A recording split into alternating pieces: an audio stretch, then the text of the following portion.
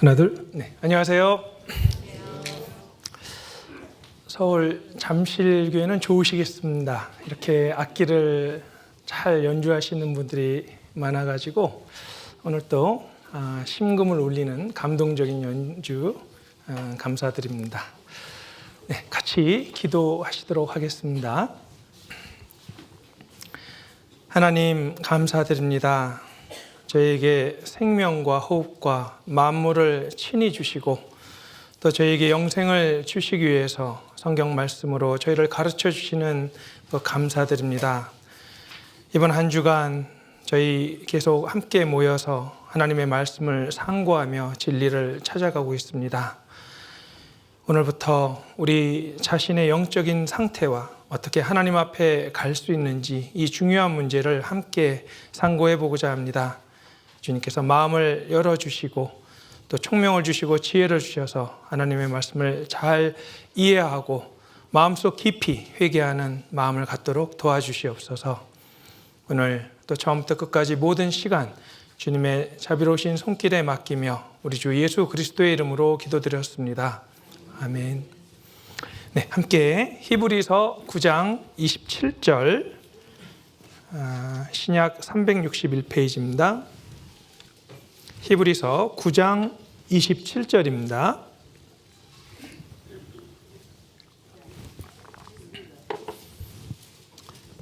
네, 히브리서 9장 27절 찾으셨으면 같이 한번 읽어보시도록 하겠습니다.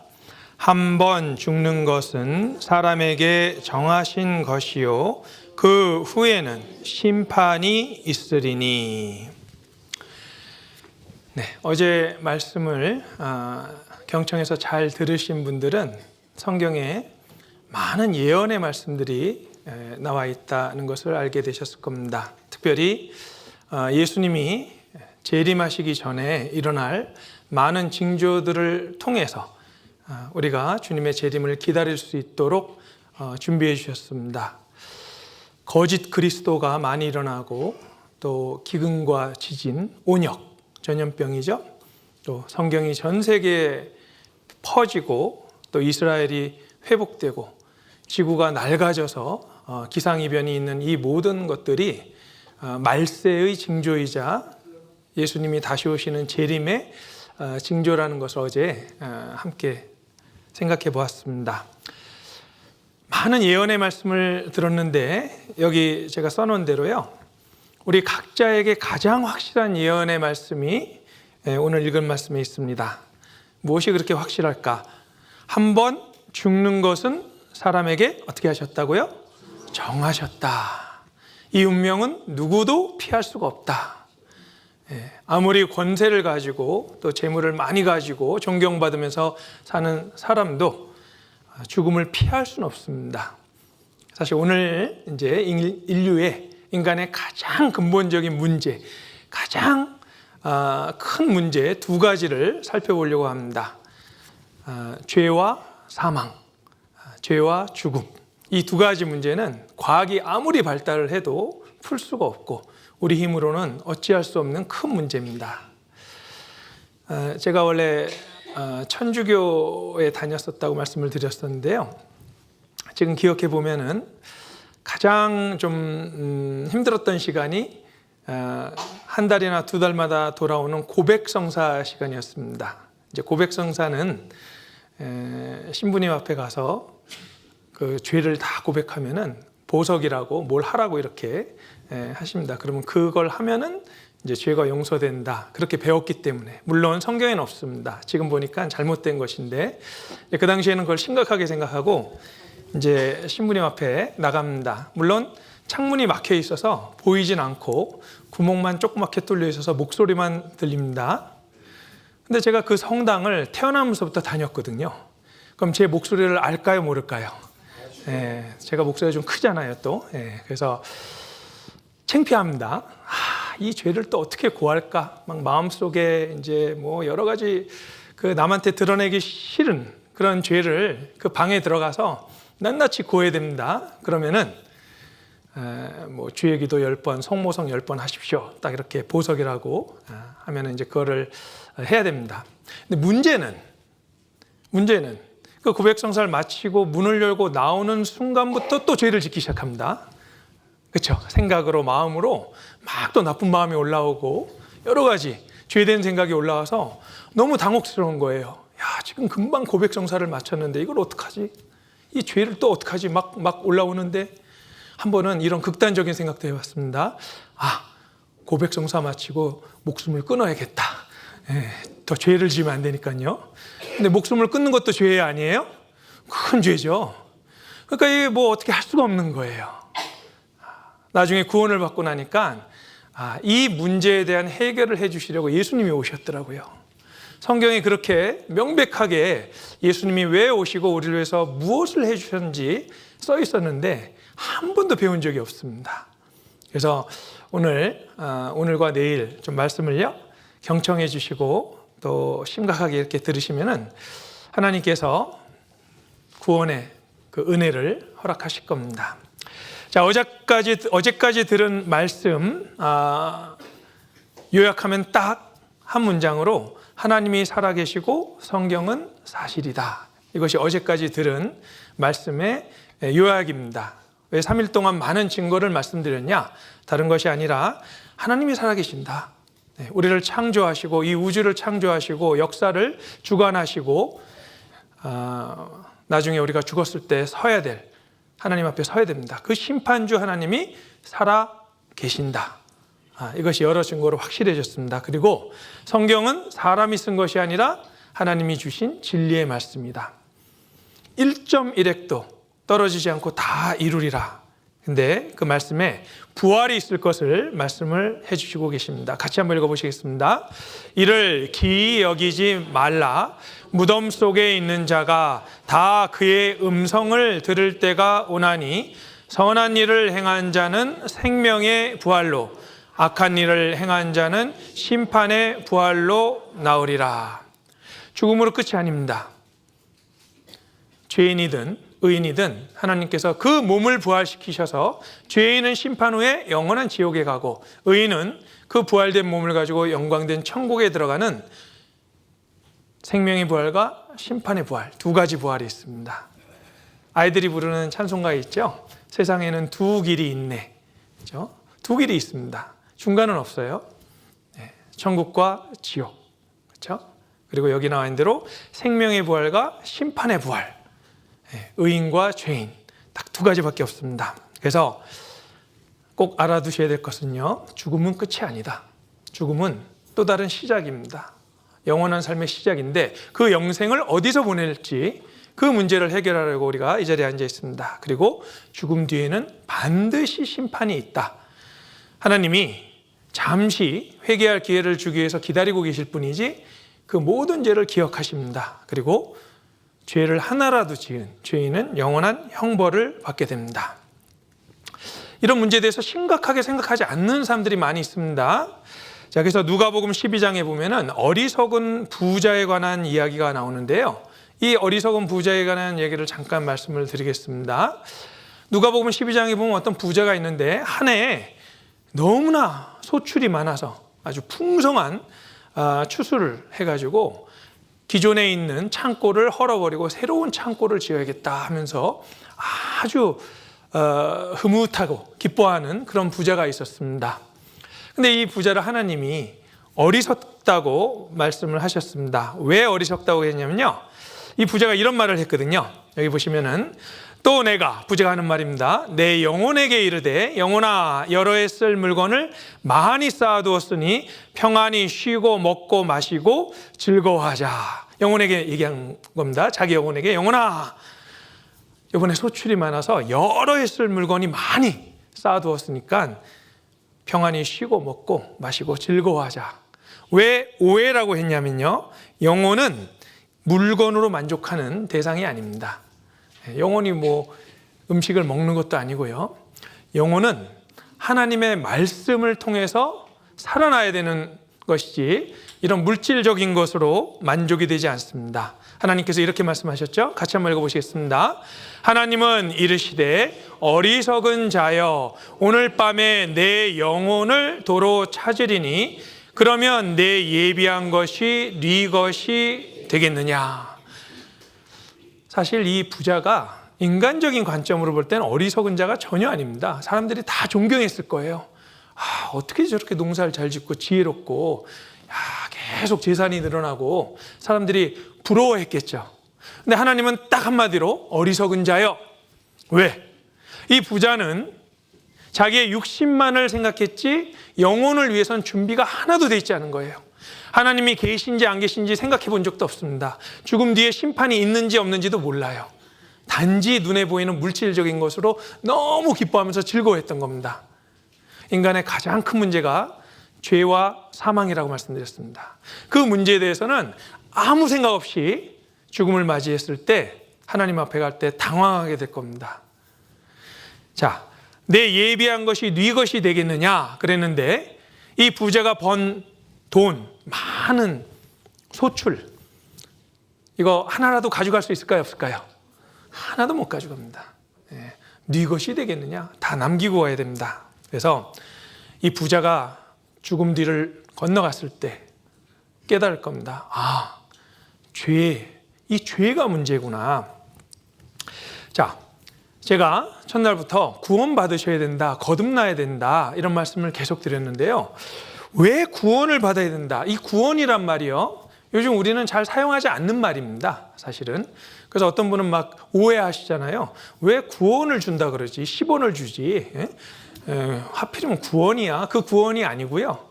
요즘은 이 구원이란 말을 쓰는 예가 딱 하나 있어요. 구원투수 뭐 이렇게 할 때 그 구원을 쓰지, 그 외에는 우리가 자주 쓰는 말이 아닙니다.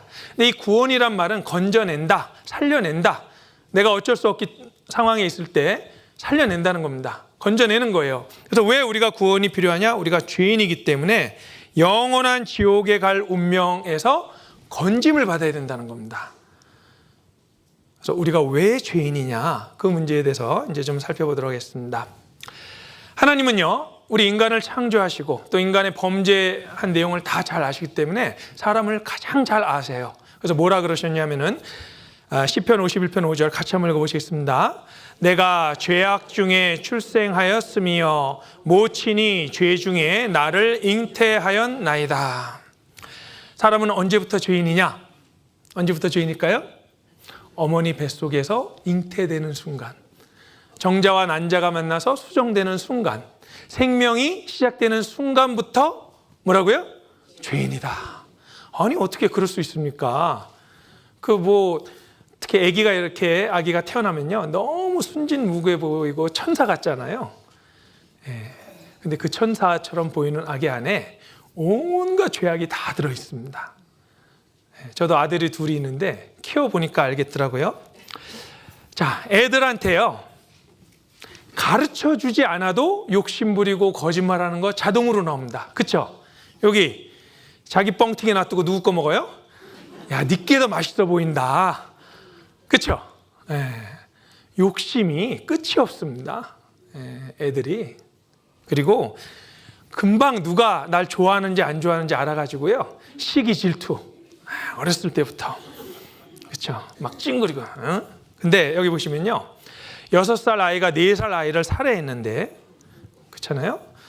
이웃집 할머니로부터 꾸지람을 들은 6살짜리 어린이가 할머니의 4살짜리 손녀를 형과 함께 마구 폭행해 숨지게 했다.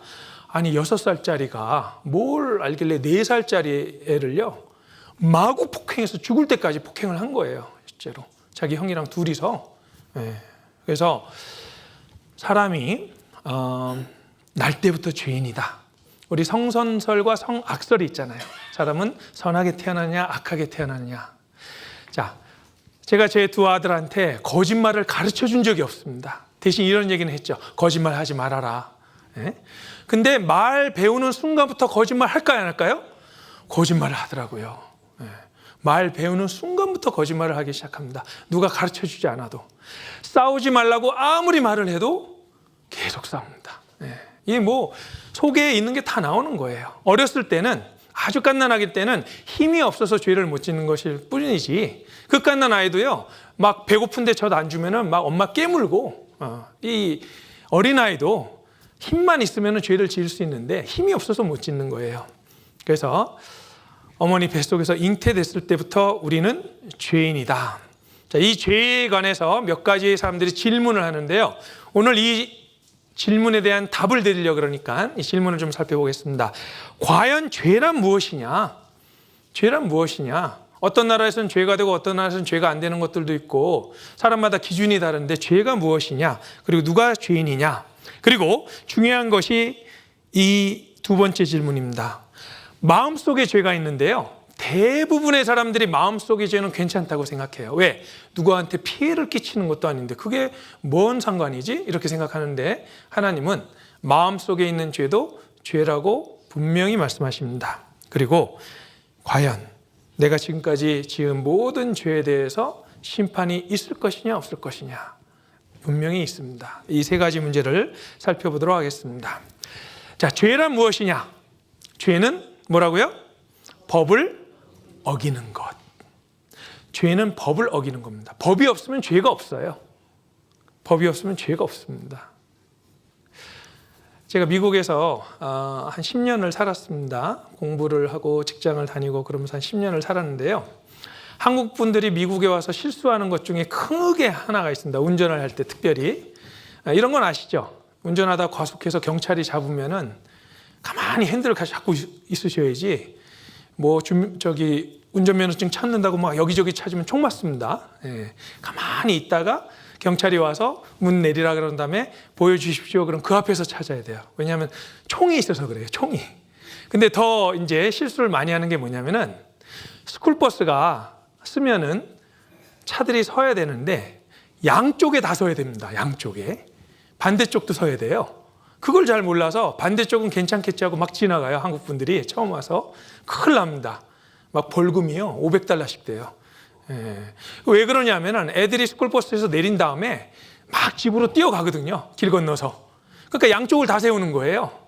근데 그걸 모르고 반대쪽은 괜찮겠지 하고 지나가다가 다 걸리면 크게 되는데 우리나라는 그런 법이 있어요? 없어요? 없죠. 그러니까 그렇게 해도 법에 걸리지 않는 겁니다. 자, 싱가포르에 가시는 분들은 좀 조심하셔야 됩니다. 싱가포르가 법이 굉장히 엄격하거든요.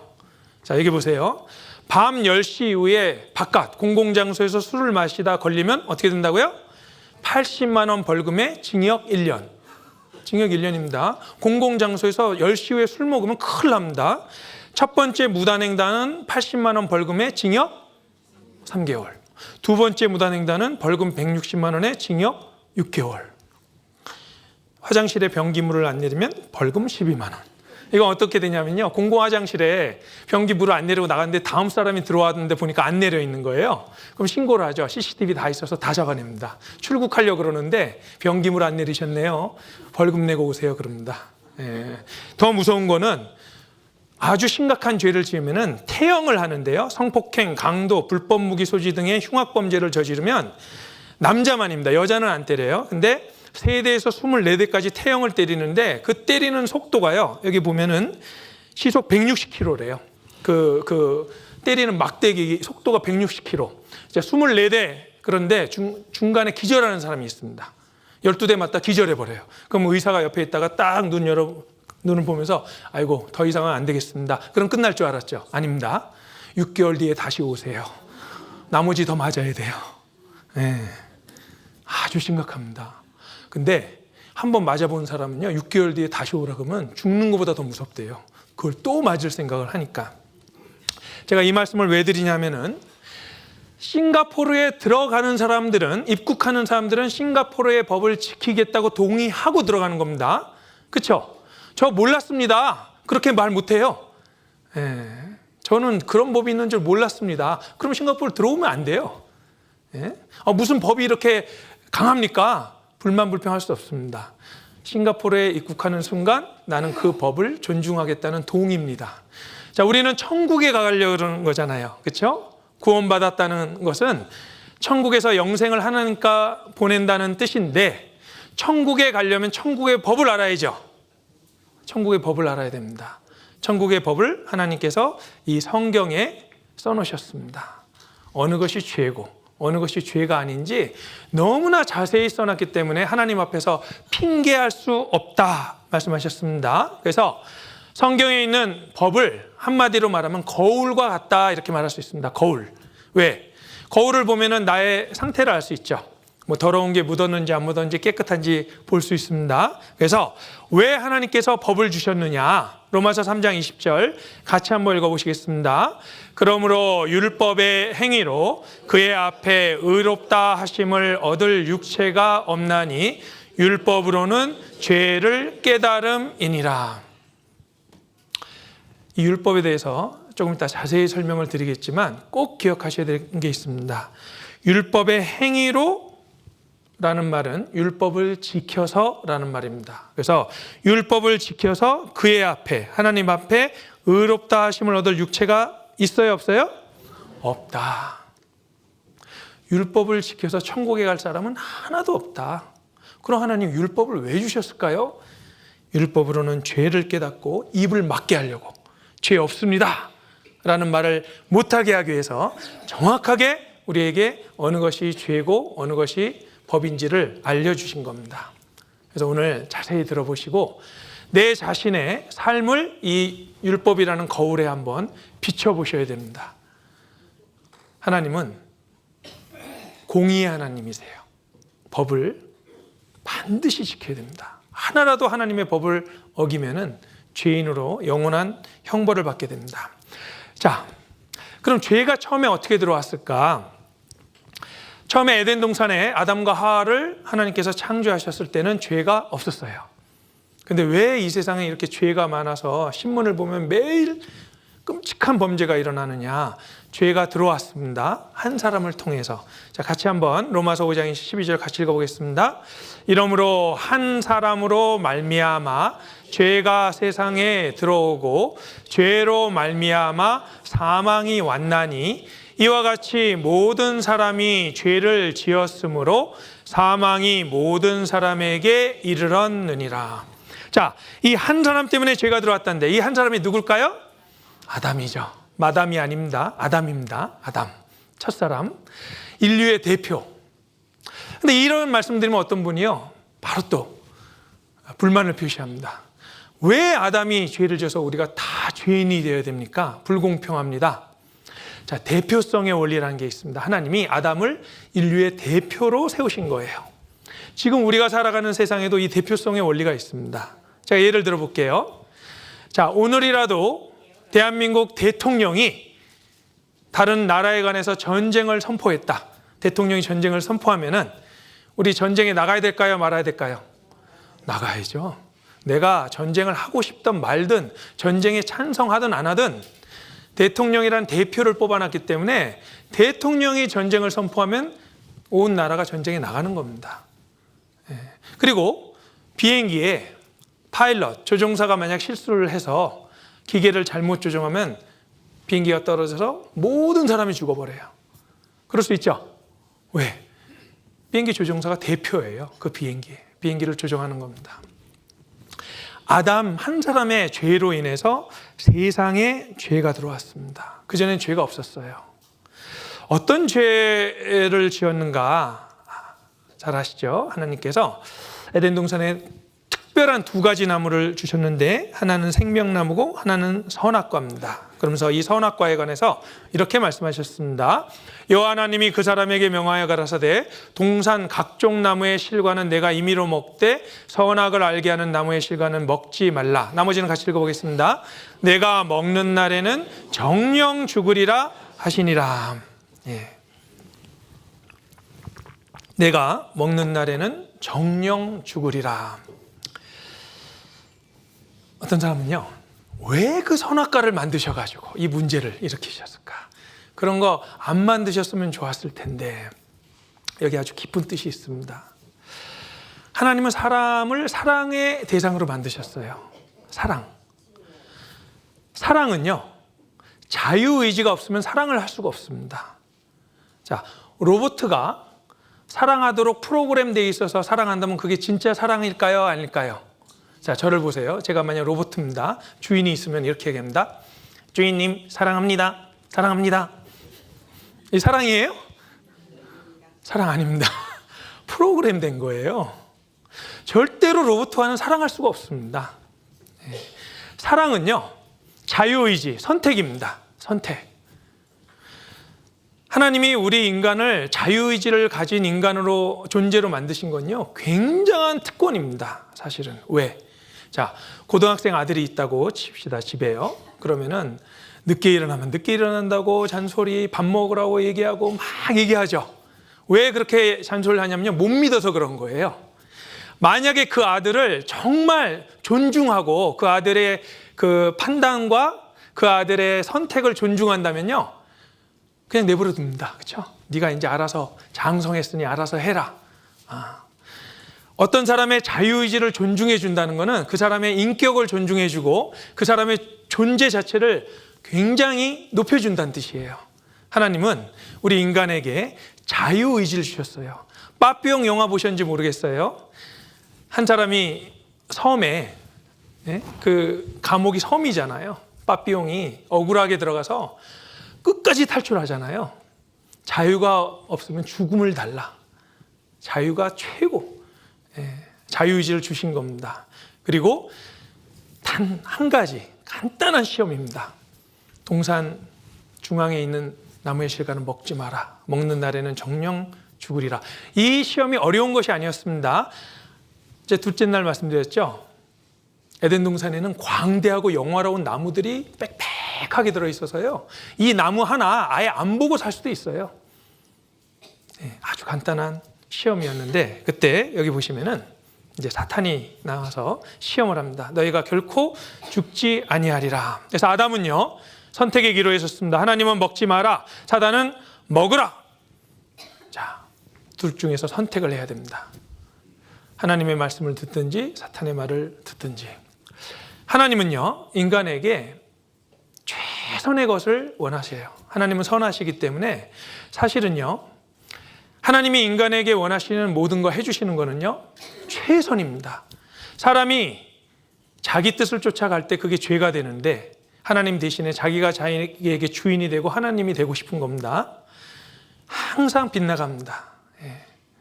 근데 사탄이 네가 이걸 먹으면 하나님처럼 될 것이다, 이렇게 해서 처음에 하와가 먼저 먹었죠. 그리고 남편에게 주었습니다. 그래서 죄를 졌습니다. 자, 여기서 질문이 있는데, 아담과 하와가 이 선악과를 먹은 다음에 정령 죽으리라 그러는데 죽었을까요? 안 죽었을까요? 안 죽었죠. 아담은 900살 넘게 오래 살았습니다. 하나님 말씀이 틀리지 않냐? 아닙니다. 자, 여기 보시면은 에스겔서 18장 4절 밑에 같이 한번 읽어보시겠습니다. 범죄하는 그 영혼이 죽으리라. 그때부터 아담과 하와의 영혼은 하나님과 단절이 돼서 그 영혼이 죽은 겁니다. 제가 거듭나야 한다 말씀드렸을 때 거듭나야 된다는 것이, 아담과 하와의 영혼이 죽은 뒤로 그 후손은 다 영혼이 죽은 채로 하나님과 단절된 채로 태어나는 겁니다. 다시 연결돼야 돼요. 그것이 거듭나는 겁니다. 다시 영혼이 살아나야 되는 거예요. 그래서 영혼이 죽은 다음에 하나님과 분리가 돼서 하나님으로부터 숨었습니다. 하나님이 서늘할 때 아담과 하와를 찾아와서 내가 어디 있느냐 했을 때 숨어서 내가 벗었음으로 두려워하여 숨었느니라. 자, 여기 인간의 죄로 인해서 하나님과 인간은 분리가 된 겁니다. 성경의 죽음은 분리예요. 성경에서 죽음은 뭐라고요? 분리입니다. 우리 이제 이 육신이 죽는 것은 육신과 영혼이 분리돼서 육신은 흙으로 가고 영혼은 하나님께로 가는 겁니다. 이것이 죽음이에요. 죽는 게 끝이 아닙니다. 우리는 계속 살아요. 영혼은. 단지 우리가 죽었다고 표현했을 때 영혼과 육신이 분리가 되는 겁니다. 성경에 둘째 사망이라고 나와 있는데, 둘째 사망은 뭐냐? 죄인이 하나님과 영혼이 분리돼서 지옥에 사는 겁니다. 지옥은 하나님과 영혼이 분리돼서 사는 것이죠. 둘째 사망. 자, 이사야서 59장 1절 3절 같이 한번 읽어보시겠습니다.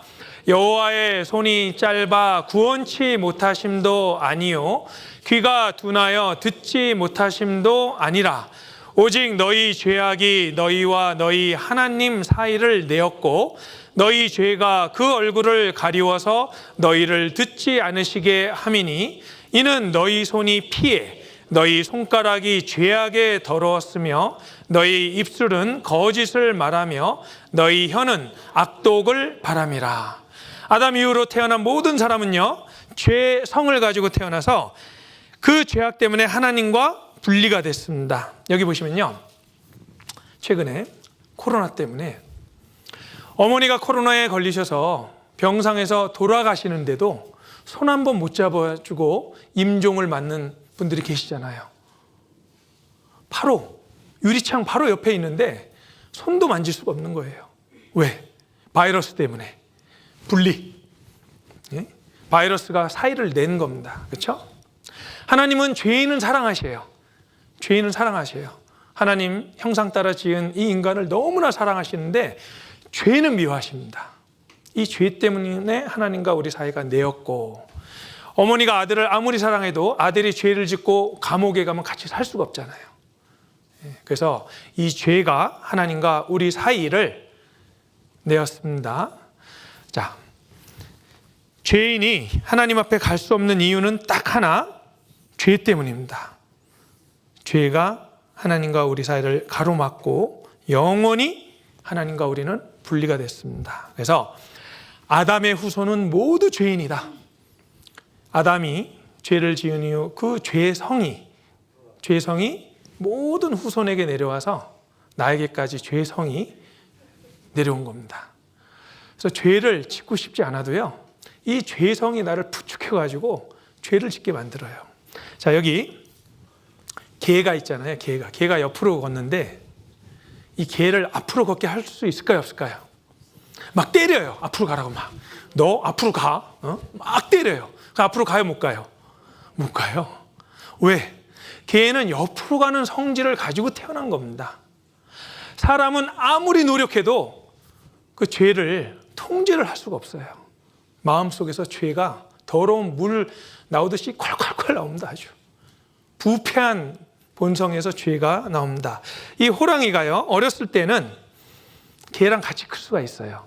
예, 같이 장난도 치고 노는데 호랑이는 사나운 본성을 가지고 태어납니다. 그래서 어렸을 때는 같이 놀지 몰라도 좀 크면은 그 사나운 본성이 나와요, 안 나와요? 나오고 배고프면 개도 잡아먹어요. 이게 뭐 자기가 워낙 그 본성이 그렇게 돼 있는 거예요. 예. 이 호랑이가 풀만 먹고 살 수 있어요, 없어요? 없죠. 예. 호랑이는 잡아먹는 것이 본성입니다. 그래서 우리는 모태에서부터 죄인이다. 같이 한번 읽어보시겠습니다. 아기는 모태에서부터 멀어졌으며 나면서부터 곁길로 나아가 거짓을 말하는도다. 나면서부터 곁길로 나아가서 말 시작하자마자 거짓말하기 시작해요. 자기가 조금 불리하면은. 머리 좋을수록 거짓말 더 잘하는 거 아시죠? 예, 머리 나쁘면은 앞뒤가 안 맞아요. 근데 머리가 좋아야만 앞뒤 다 맞춰가지고 누가 들어도 그럴싸하게 한다니까요. 요즘 머리 좋은 사람들이 거짓말 잘합니다. 아주. 예. 이 거짓말이 우리의 그 모국어처럼 잘합니다. 자, 그런데 사람들은 자꾸 자기를 다른 사람이랑 비교하고 내가 감옥에 갈 정도는 아니야. 난 그래도 다른 사람들 도와줄 때도 있고 착한 일을 할 때도 있고 이렇게 서로 비교하면서요, 죄인이 아니라고, 나는 그렇게 큰 죄는 짓지 않았어.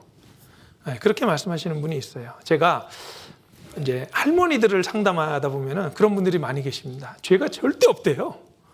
그래서 할머니 혹시 옛날에 남의 밭에 가서서 서리 해보신 적 있으세요? 이렇게 여쭤보면 뭐라 하는지 아세요?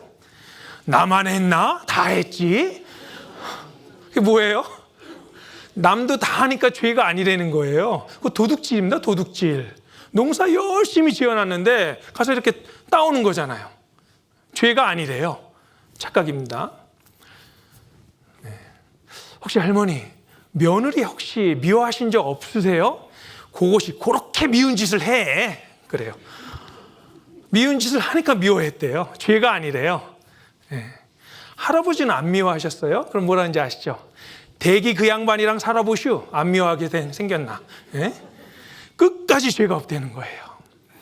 미워한 거 살인입니다. 네, 미워한 게 살인이에요. 남의 거 도둑질 다 하셨어요. 근데 남이 다 하는 거 했고, 상대방이 미운 짓 해서 미워했고, 그러니까 죄가 없다는 거예요. 하나님 앞에 그렇게 말한다고 통할까? 절대 안 통합니다. 그래서 사람이 나는 죄 없다라고 얘기할까 봐 여기 잠언에요.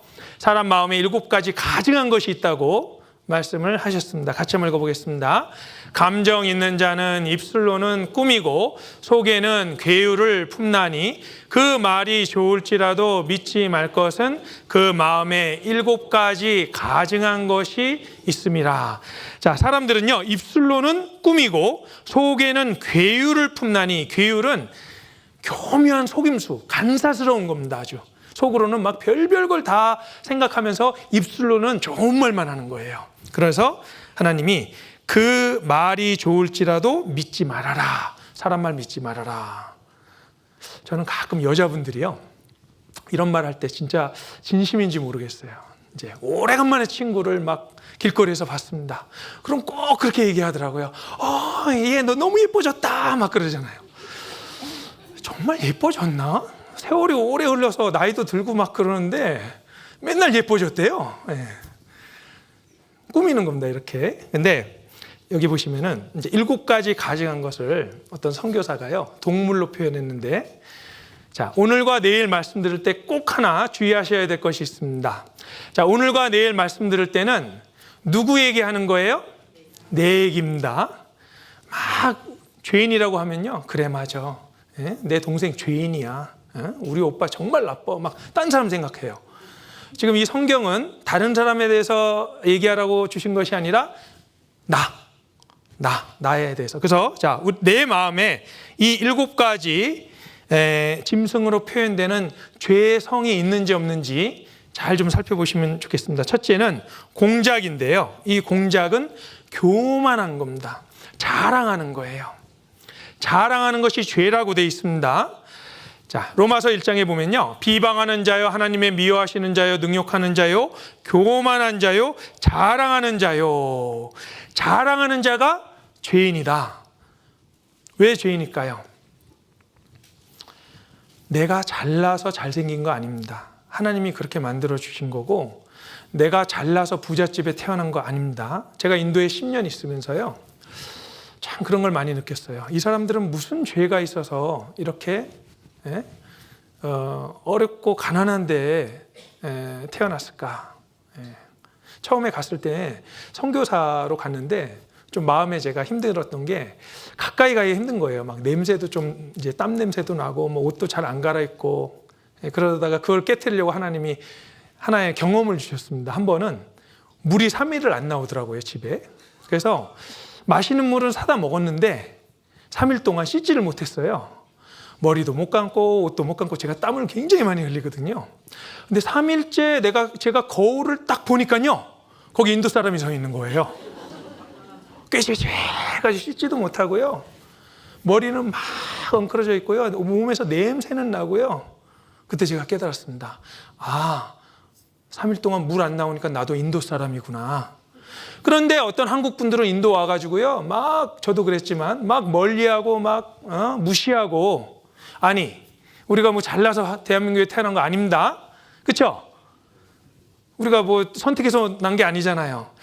이 교만한 게 왜 죄냐면요, 모든 것은 다 하나님의 은혜인데 마치 내가 잘나서 부잣집에 태어나고 머리 좋은 것도 하나님이 그렇게 해주신 거지, 뭐 내가 잘나서 머리가 좋은 게 아니잖아요.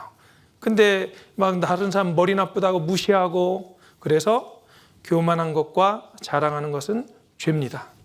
하나님 앞에 크게 심판받을 겁니다. 두 번째는 염소인데, 여기 두 번째 염소는요, 고집을 뜻하잖아요. 고집. 애들이 한 고집 하죠, 하여튼. 네. 싫으면 그냥 엎드려서 막 일부러 그래요. 다른 사람들 보라고. 그래야 부모님들 어이구 막 알았어 해줄게 막 이렇게 하잖아요. 자, 이 고집이요, 우리 마음에 다 고집이 있는 거예요. 코로나 시대가 되니까 우리나라 사람들은 그래도 마스크를 잘 썼는데 외국엔 그렇게 마스크 쓰기 싫어해요. 그래, 쓴다 써. 그래놓고 구멍 뚫어놓고 쓰는 거예요. 왜? 하여튼 그 고집이에요, 고집. 지옥 가는 사람들 왜 지옥에 가냐면요, 고집 때문에 가는 겁니다. 말씀 좀 들어보세요. 근데 됐어, 나는 괜찮아. 네. 그래서 여기 보시면은 로마서 2장 5절 같이 한번 읽어보시겠습니다. 다만 내 고집과 회개치 아니한 마음을 따라 진노의 날 곧 하나님의 의로우신 판단이 나타나는 그날에 임할 진노를 내게 쌓는도다. 어제까지 보여드린 증거 중에 반박할 것이 없습니다. 어떻게 사람이 예언을 해요? 내일 일도 모르는데.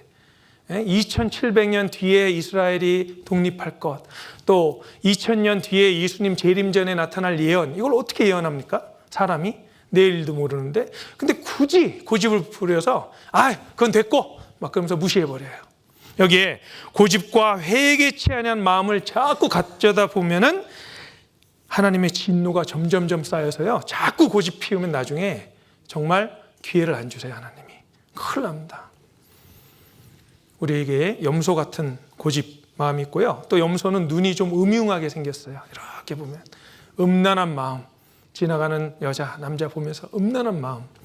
자, 그리고 세 번째는요, 돼지인데, 돼지는 당연히 욕심을 뜻하죠. 욕심을 뜻하는데, 욕심이 잉태한 즉 죄를 낳고 죄가 장성한 즉 사망을 낳는다 그러는데요, 이 죄가 욕심이 사람을 죽입니다. 바늘도둑이 뭐 된다고요? 소도둑 된다. 인도에서요, 원숭이 잡는 아주 간단한 방법이 있습니다. 투명한 항아리에다 바나나를 집어넣는데 목이 아주 얇아요. 그러면은 바나나 있네 그러고 원숭이가 와서 손을 쑥 집어넣습니다. 그리고 바나나를 꽉 잡아요. 그때 딱 나타나는 겁니다. 숨어 있다가. 그럼 정상적으로 생각하면 어떻게 해야 돼요? 바나나를 놓고 빨리 도망가야죠. 절대 안 그럽니다. 바나나를 움켜쥐고 이렇게 가요. 이렇게. 그럼 가서 목에 줄 싹 걸면요, 한 마리 잡는 거예요. 왜? 이 욕심 때문에 죽는 겁니다. 애들이요, 욕심이 얼마나 많은지 두 손에 먹을 거 다 들고, 지금 발이 어디 있어요? 발이? 이 바나나 누구 거예요? 아무도 건들지 마.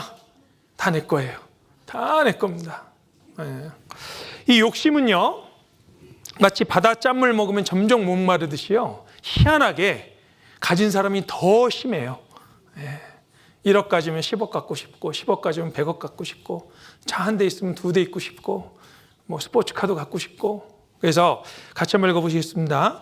욕심이 잉태한 즉 죄를 낳고, 죄가 장성한 즉 사망을 낳느니라. 욕심이요, 정말 점점 자랍니다. 그리고 사망까지 이릅니다. 자, 그리고 밑에 거북이가 있는데, 이 거북이는 기회주의자예요.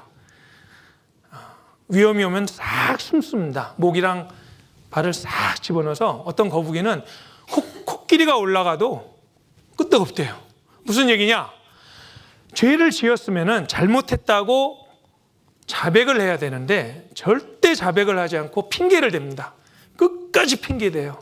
어떤 종업원이 가게에서요, 돈을 슬쩍슬쩍 훔쳤습니다. 주인이 보니까, CCTV 확인해 보니까 돈을 훔쳐가고 있어요. 그래서 오랫동안 같이 일했기 때문에 그냥 기회 주는 셈 치고 넌지시 물어본 겁니다. 요즘 좀 돈이 비네, 이게 안 맞네. 그러니까 그 종업원이 저를 의심하시는 거예요 그러는 거예요. 막 CCTV로 다 봤는데. 차라리 저는 가끔 그런 생각해요. 하나님이 이 죄인을, 우리 죄 지은 거 다 알잖아요. 사실은요, 마음속으로 생각한 거 다 아는데 정말 구원해 주신 게 놀랍습니다. 여기 잠언 28장 13절에 같이 한번 읽어보시겠습니다. 자기의 죄를 숨기는 자는 형통치 못하나 죄를 자복하고 버리는 자는 불쌍히 여김을 받으리라. 자기의 죄를 숨기는 자는 어떻게 된다고요? 형통치 못하나. 어떤 병원에서요, 의사가 애를 받다가 떨어뜨려서 죽었어요. 근데 그 위에 그 산부인과를 담당하는 의사 둘이서 그걸 덮었습니다. 죽어서 나왔다고. 근데 이제 나중에 경찰 조사 들어가서 다 드러나서요, 그걸 덮은 두 의사는, 그 과장이랑 그 밑에 높은 의사는 감옥에 갔고, 정작 떨어뜨려서 그 아기를 이제 실수로 죽인 의사는 집행유예예요. 과실치사라서. 그래서 제가 그걸 보면서, 덮는 게 더 큰 죄다. 이게 덮는 게 더 큰 죄입니다. 아시죠? 덮는 게 더 큰 죄예요, 하나님 앞에서. 자기의 죄를 숨기는 자는 형통치 못합니다. 근데 자꾸 핑계를 대요. 그리고 이 위에 개구리는요, 밤새도록 개굴개굴개굴 하면서 남 얘기하고, 뒷담화라 그러죠. 여기 잠언 20장 19절 같이 읽어보겠습니다. 두루 다니며 한담하는 자는 남의 비밀을 누설하나니 입술을 벌린 자를 사귀지 말지니라. 남 얘기를 그렇게 좋아해요. 여자 세 분이 막 얘기를 하는데 막 이 사람 얘기 저 사람 얘기 하여튼 아는 사람들 다 얘기를 하는데 한 분이 화장실을 가고 싶은데 못 가요. 왜 못 갈까요? 왜 못 가요? 화장실 가는 순간에 자기 얘기할 거 알아요. 끝까지 못 가요. 이 뒷담화가 죄입니다. 그 남에 대한 얘기는 부풀려요. 어느 시골 마을에 어느 처녀가요, 어떤 결혼한 어떤 아저씨랑 길거리에서 잠깐 얘기하고 지나갔는데 그걸 누가 보고 뭐 얘기했는데 뭐 사귄데 둘이 어디 뭐 여행 갔다 왔대 막 얘기가 퍼져가지고요, 결국 목숨을 끊었어요. 이 얘기는 막 부풀려지잖아요. 입술 벌리면서 다니면서 막. 개구리 같은 마음이 있습니다. 그리고 자, 여기 뱀인데요. 6번째는 뱀인데 뱀은 참 무섭죠. 혀가 나뉘어져 있습니다. 혀가 나눠져 있는 게 무슨 뜻이냐? 같은 입을 가지고 어떻게 한 입으로 찬송을 하다가 그 입으로 다른 사람을 저주하는, 야고보서 3장 10절 같이 한번 읽어보시겠습니다. 한 입으로 찬송과 저주가 나는도다. 내 형제들아 이것이 마땅치 아니하니라.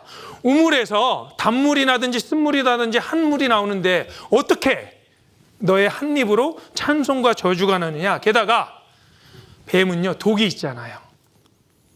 말로 사람을 죽이는 거예요. 언어 폭력이 혀가 칼보다 날카롭다. 그거 아세요? 상처가 나면은 얼마 있으면 아무는데 말로 인해서 받은 상처는요, 평생 갑니다. 이게 치유가 안 돼요. 차라리 몸에 난 상처는 나아요. 입으로요, 막 난도질을 하는 거예요. 우리에게 이 뱀과 같이 아주. 그래서 여기 보시면은 혀는 능히 길들일 사람이 없나니, 나머지는 같이 읽어보겠습니다. 쉬지 아니하는 악이요 죽이는 독이 가득한 것이라. 부자와 거지 나사로. 부자가 어디에 물 한 방울 달라 그랬어요? 혀. 왜 혀일까요? 혀가 제일 형벌을 받는 거예요. 하여튼 혀로 너무나 많은 죄를 지으니까 혀에 형벌을 받는 겁니다. 자, 마지막으로 우리 마음속에, 내 마음속에 호랑이, 사자 같은 사나운 마음이 있습니다. 평소 때는 괜찮아요. 평소 때는 이렇게 잘 지내는데 막 짐승을 죽이잖아요. 제가 대학교 다닐 때 과외를 많이 했습니다. 과외를 많이 해서 부잣집을 많이 다녀봤거든요. 근데 제가 부잣집 애들이 이제 캔디를 봐서 그런지 좀 부잣집 애들이 막 이렇게 막 좀 아주 마음이 삐뚤어지고 그런 줄 알았는데요. 그렇게 순해요. 어떤 애는 선생님 저는 태어나면서 한 번도 버스를 못 타봤어요. 항상 이제 차로 데리고 다니니까. 그러니까 이제 뭐 누가 건들지도 않고 뭐 불편한 것도 없고 다 편하게 이렇게 하니까 참 순하더라고요, 애들이. 그래서 야, 아무도 안 건들면요, 누가 해코지도 안 하고 그러면은 크게 막 싸울 일도 없고 그래요. 근데 이제 막 누가 건들고 괴롭히고 그러면요, 막 속에 사자가 튀어나옵니다. 자, 이 아이가 누구냐 하면요, 참 순진하고 맑게 생겼잖아요. 이 아이가 커서 1999년에 콜럼바인 고등학교에서 총기를 난사하고 폭탄을 터뜨려서 13명을 죽였어요, 얘가. 그래서 나중에 이 엄마가 책을 쓴 거예요. 나는 가해자의 엄마입니다. 이런 책을 쓰면서 거기에 이렇게 말했습니다. 햇살 같던 아들이 뭐가 됐다고요? 괴물이 됐다. 이렇게 귀엽고 정말 사랑스러운 아이였는데 햇살 같던 아이가 괴물이 된 거예요. 괴물. 속에 있는 그 폭력성, 이게 다 나와가지고요. 그런데 하나님은 미워하는 것도 살인이라고 말씀하셨습니다. 이걸 꼭 기억하셔야 돼요. 같이 읽어보겠습니다. 그 형제를 미워하는 자마다 살인하는 자니 살인하는 자마다 영생이 그 속에 거하지 아니하는 것을 너희가 아는 바라. 형제를 미워하는 자마다 뭐한 자라고요? 살인했다. 이게 누구 말씀이에요? 하나님 말씀입니다. 하나님은 살인이 미움에서 시작됐다는 걸 아십니다. 미움에서 시작한 거예요. 미운 마음이 올라오고 참을 수가 없어가지고 살인이 되는 겁니다. 애들이 막 이렇게 쫙 찌려보잖아요. 그냥 눈에서 막 칼이 나가면요, 살인이 되는 거예요. 미움은 살인입니다. 하나님은 그렇게 심판하셔요. 자, 그래서 여기 7가지 가증한 이 죄성, 짐승으로 표현된 죄성, 내 마음에 있어요, 없어요? 목소리가 작으시네. 다시 해야겠네요. 네. 내 마음에 이 죄성이 있을까요, 없을까요? 다 있습니다. 그런데 여기 보시면요, 중간에 마귀가 있잖아요. 삼지창을 들고. 우리가 왜 이게 있는지 없는지 모르냐면 평소 때는 괜찮다니까요. 평소 때는 이 죄성, 이 동물들이 가만히 조용히 있어요. 그런데 때가 되면은 마귀가 삼지창으로 막 찔러서 나가게 하는 거예요. 막 찔러서 화도 내게 하고 막 욕심도 내게 하고. 근데 이 위에 보면 눈이 있죠. 눈. 이 눈이 뭐냐면 양심입니다. 양심. 하나님이 내 마음속에 진행되고 있는 모든 생각과 모든 죄악을 다 보실까요, 안 보실까요? 다 보고 계셔요. 하나도 남김없이 다 보고 계십니다. 그래서 우리는 죄된 이 죄성을 가지고 태어나서요, 생각과 말과 행동으로 평생 죄를 짓고 살아가다가 나중에 그 죄에 대해서 심판을 받게 되는 겁니다. 우리가 얼마나 큰 죄인인지 잘 모르니까요, 하나님께서 이렇게 말씀하셨습니다. 같이 읽어보겠습니다. 그런즉 하나님 앞에서 사람이 어찌 의롭다 하며 부녀에게서 난 자가 어찌 깨끗하다 하랴. 하나님의 눈에는 달이라도 명랑치 못하고 별도 깨끗이 못하거든 하물며 벌레인 사람 구더기인 인생이랴. 잘 들어보세요. 하나님이 사람을 뭐라고 부르셨어요? 벌레다. 그리고 구더기다. 아주 더럽다. 그러면서 예로 든 것이 하나 있습니다. 하나님의 눈에는 달이라도 명랑치 못하다. 이게 무슨 뜻일까? 달이 명랑치 못하다고 분명히 말씀하셨습니다. 보름달을 쫙 보면요, 참 밝고 아름다워 보여요, 사실은. 근데 그거 아시죠? 달은 스스로 빛을 내는 것이 아닙니다. 태양빛을 반사시켜서 내는 건데, 실제로 달에 가본 사람들이 달을 가보니까 달이 명랑하고 아름답고 매끈하고 밝은가요? 아니면 황폐하고 아무것도 없나요? 황폐하죠? 황폐합니다, 아주. 이게 명랑하고 아름답다 이렇게 표현할 수 있겠어요, 없겠어요? 없죠? 우리는 몰라요. 달이 멀리 떨어져 있고 그냥 반사되는 빛만 보니까 야, 달달 둥근 달, 막 보름달 떴다, 아름답다 그러는데 하나님은 벌써 이 달이 명랑치 않고 아름답지 않은 걸 아셨어요. 그러면서 우리에게 구더기인 인생이라 그랬죠. 요즘 구더기를 볼 일이 얼마 없으시잖아요. 그런데 구더기는요, 굉장히 더러운데, 여기 보시면요, 옛날 재래식 화장실엔 구더기가 많았잖아요. 이제 우리는 구더기처럼 서로 살아가면서 우리끼리 급을 나누는데요, 이 구더기가 한 마리가 위에서 아래를 보니까 밑에 이 더러운 곳에 구더기들이 있거든요. 그래서 자기는 어떻다고 생각해요? 난 깨끗하다. 아유, 저 더러운 구더기들 저 밑에서 어떻게 저러고 살아가냐. 이 구더기는 보통 구더기 좀 이제 올라오고 있습니다. 근데 여기 바깥에 하나 나와 있는 구더기는 자기가 거룩하다고 생각해요. 나는 아예 그 근처도 못 가겠다. 거룩한 구더기예요. 이 거룩한 구더기가 사람이 밥 먹는데 밥상에 올라가서 사람 보고 안녕하세요, 저 거룩한 구더기 왔습니다. 그럼 사람이 좋아할까요, 싫어할까요? 어이, 구더기 저리가, 밥맛 떨어진다. 구더기끼리 있을 때만 뭐 서로 착하다 이러지만요, 자, 다시 한번 말씀드립니다. 하나님 눈앞에 우리는 구더기입니다. 구더기. 왜? 죄가 너무나 많은 거예요. 자, 여기 시편 40편 12절 같이 한번 읽어보시겠습니다. 무수한 재앙이 나를 둘러싸고 나의 죄악이 내게 미침으로 우러러 볼 수도 없으며 죄가 나의 머리털보다 많음으로 내 마음이 사라졌음이니이다. 죄가 나의 머리털보다 많다. 사실일까요, 아닐까요? 아니라고 생각하시는 분이 이걸 보십시오. 학자들이 사람 몸에 마이크를 장착해서 다 기록을 해서 사실인지 아닌지, 사실에서 벗어난 거짓말인지 다 체크해 봤어요. 그랬더니 하루에 평균 몇 번 거짓말 한다고요? 200번 거짓말합니다. 계산해 보면요, 70년 동안 살면 500만 번 거짓말을 하게 되는 거예요. 자, 사람은 8분마다 한 번씩 거짓말을 한다. 거짓말을 하루에 200번 하면은 70년 동안 산 동안 몇 번을 하냐? 511만 번을 합니다. 평생 거짓말만 쳐도 수없이 거짓말해요.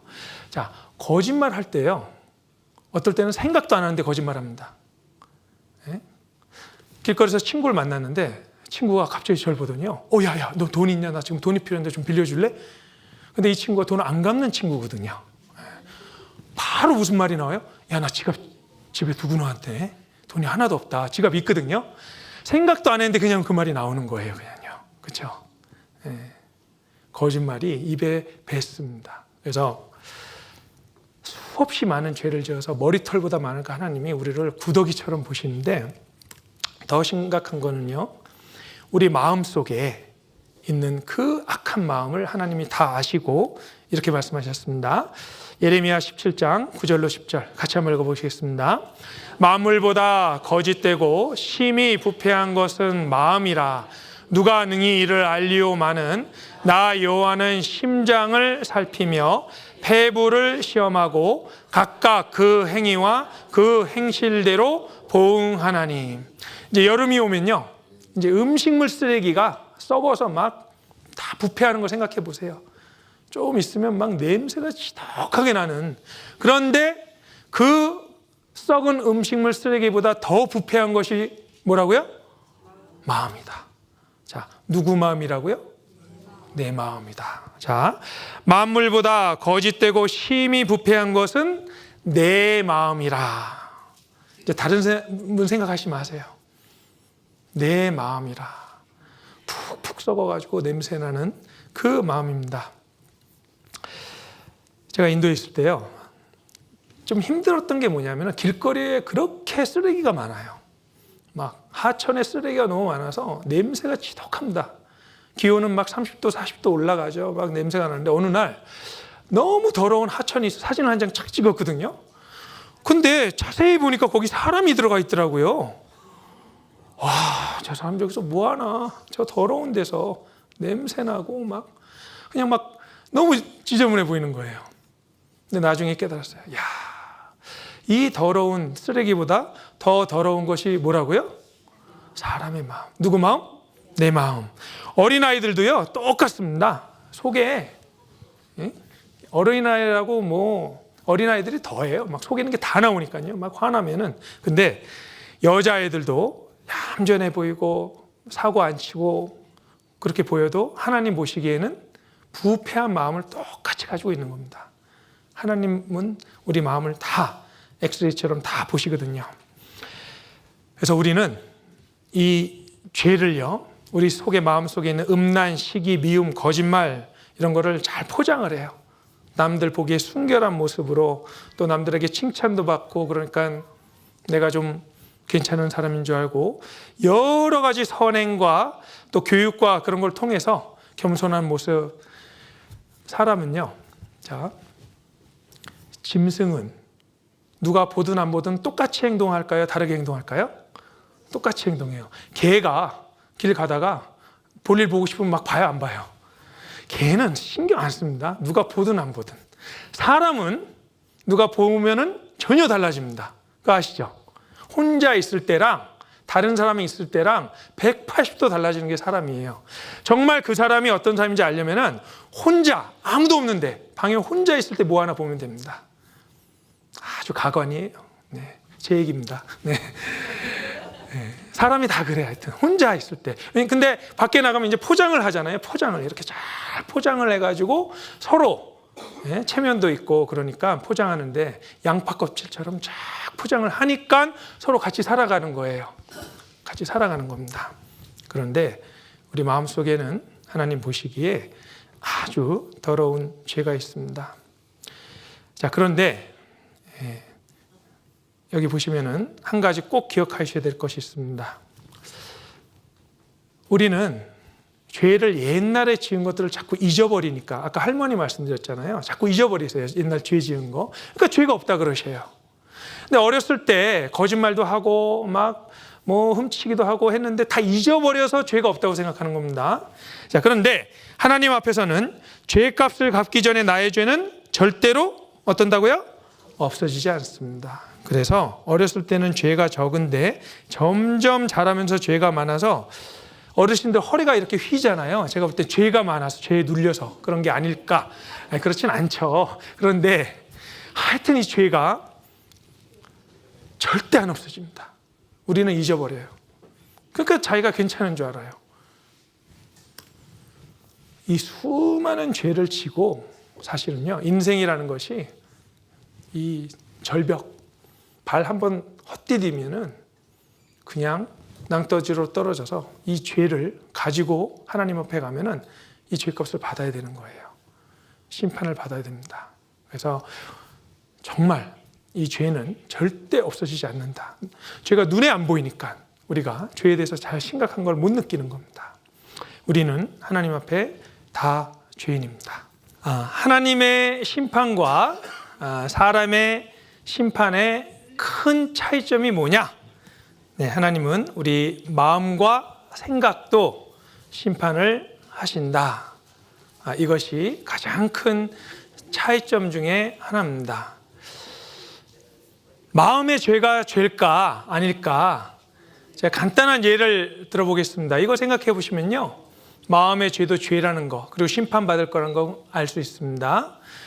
자, 어떤 집에 남편과 아내가 사는데요, 아내가 옆집 남자를 좋아해요. 옆집 남자가 아주 잘생겼고 막 체격도 좋고 좋은데 절대 한마디도 말도 안 합니다.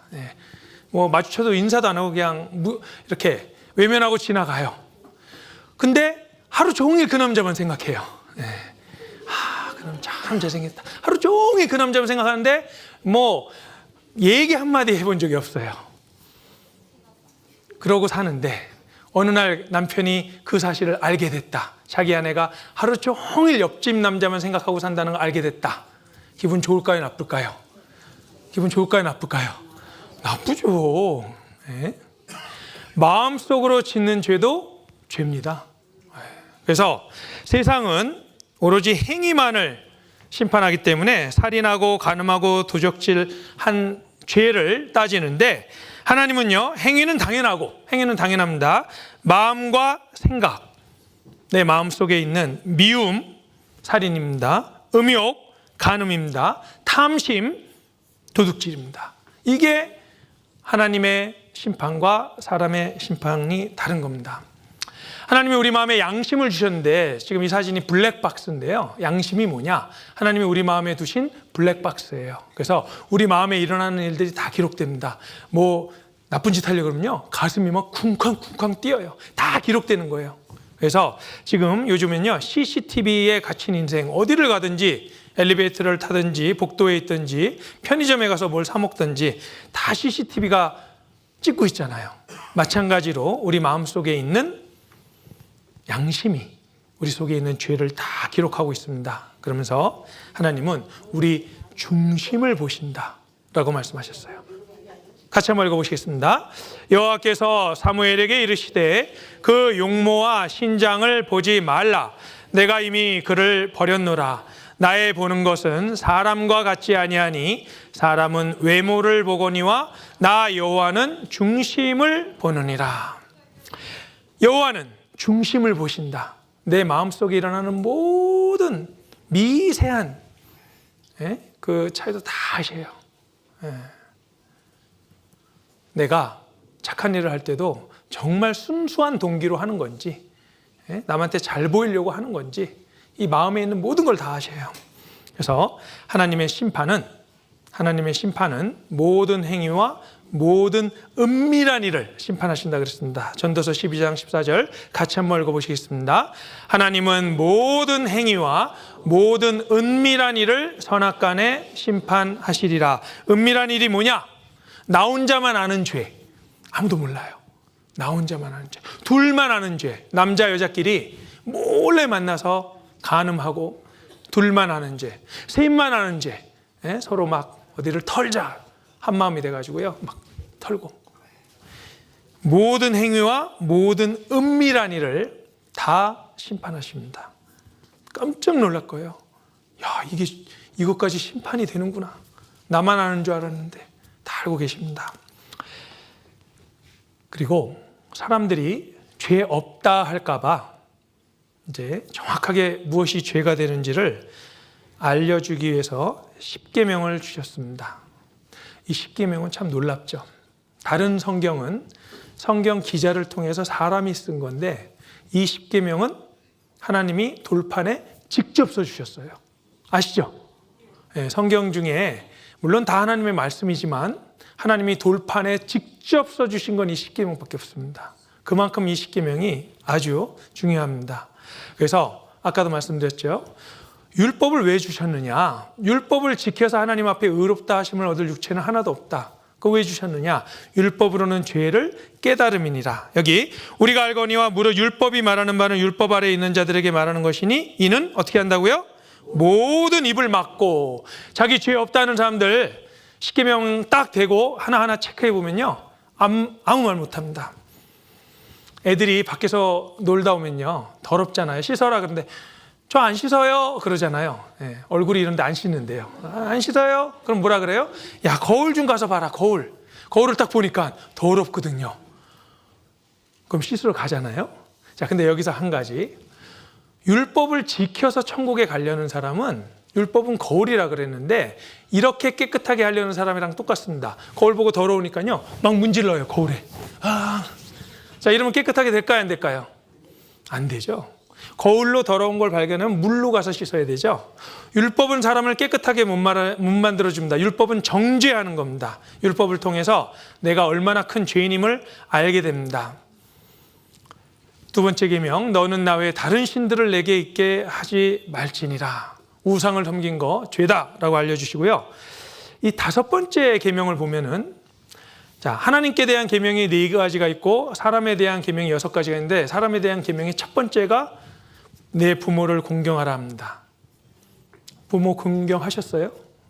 네, 여기 보면은 하나님이 부모 공경하는 것을 얼마나 심각하게 여기시는지요. 아비를 조롱하며 어미 순종하기를 싫어하는 자의 눈은 골짜기에 까마귀에게 쪼이고 독수리 새끼에게 먹히리라. 네? 부모님한테 막 대꾸하고 속상하게 하고 거짓말하고 사고치고 무시하고 문 콱 닫아버리고. 네.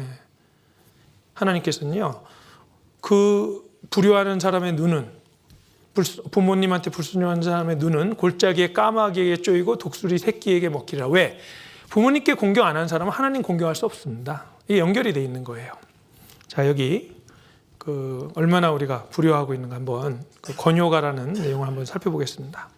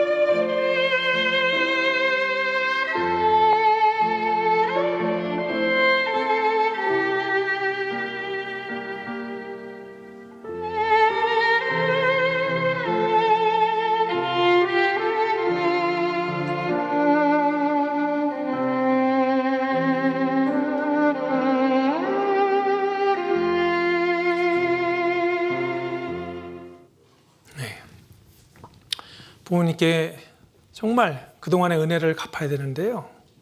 자식한테 키우는 반려견한테 더 신경 쓸지언정 부모님은 안중에도 없는 거예요. 5번째 계명을 깨트린 겁니다. 내 부모를 공경하라. 도적질하지 말라 그랬는데 부모님 돈을 도적질한 것도 죄입니다. 그리고 실제로 할인점이나 마트 운영하시는 분 얘기 들어보면요, 그렇게 좀도둑이 많아가지고 그것 때문에 손해를 본다는 거예요. 도둑질 하면은 10계명을 깨트린 겁니다. 9번째 계명이 이웃에게 대하여 거짓 증거하지 마라, 거짓말하지 마라 하잖아요. 10번째 계명은 탐내지 말합니다. 탐내지 마라. 좋은 차, 뭐 명품 백, 뭐 이런 거 탐내는 것이 죄다 이렇게 돼 있어요. 이 10계명에 대해서 우리가 꼭 하나 알아둬야 될 것이 있습니다. 10계명을 10개를 다 어겨야 죄를 졌다, 그것이 아닙니다. 하나만 어겨도 모두 범한 자가 된다. 같이 한번 읽어보시겠습니다. 누구든지 온 율법을 지키다가 그 하나에 거치면 모두 범한 자가 되나니 간음하지 말라 하시니가 또한 살인하지 말라 하셨은즉 내가 비록 간음하지 아니하여도 살인하면 율법을 범한 자가 되느니라. 하나만 어기면은 모두 범한 자가 된다. 이 얘기가 뭐냐면요, 여기 보시면은 자, 위에는 천국이 있고 밑에는 지옥이 있습니다. 10개의 고리는 10계명을 나타냅니다. 그런데 10개의 고리가 연결된 거를 이제 붙잡고 있는데 고리가 몇 개가 끊어져야만 지옥에 떨어질까요? 한 개만 끊어져도. 그렇죠? 9번째 계명이 거짓말하지 말라. 거짓말하는 순간에 9번째 계명이 끊어집니다. 이웃에게 거짓 증거하지 마라. 다 끊어져요. 지옥으로 떨어지죠. 그렇죠? 내 부모를 공경하라. 근데 공경 안 하면 5번째 계명이 다 끊어집니다. 마지막, 탐내지 마라. 탐심은 우상 숭배니라. 율법은요, 우리가 죄인으로서 천국에 갈 수 없는 심판받아 마땅한 죄인이라는 걸 보여주는 것이지 율법으로 천국에 가는 건 아닙니다. 그래서 갈라디아서 3장 10절에 무릇 율법 행위에 속한 자들은 저주 아래 있나니 기록된 바 누구든지 율법책에 기록된 대로 온갖 일을 항상 행하지 않은 자는 저주 아래 있는 자라 하였습니다. 그랬는데 위에 무릇 율법 행위에 속한 자들은 저주 아래 있나니를 현대인의 성경은 이렇게 번역하고 있죠. 잘 보세요. 율법을 지켜서 구원을 받으려 하는 사람은 모두 어디 아래 있다고요? 저주 아래 있다. 이게 무슨 뜻일까? 율법 지키지 말라는 게 아닙니다.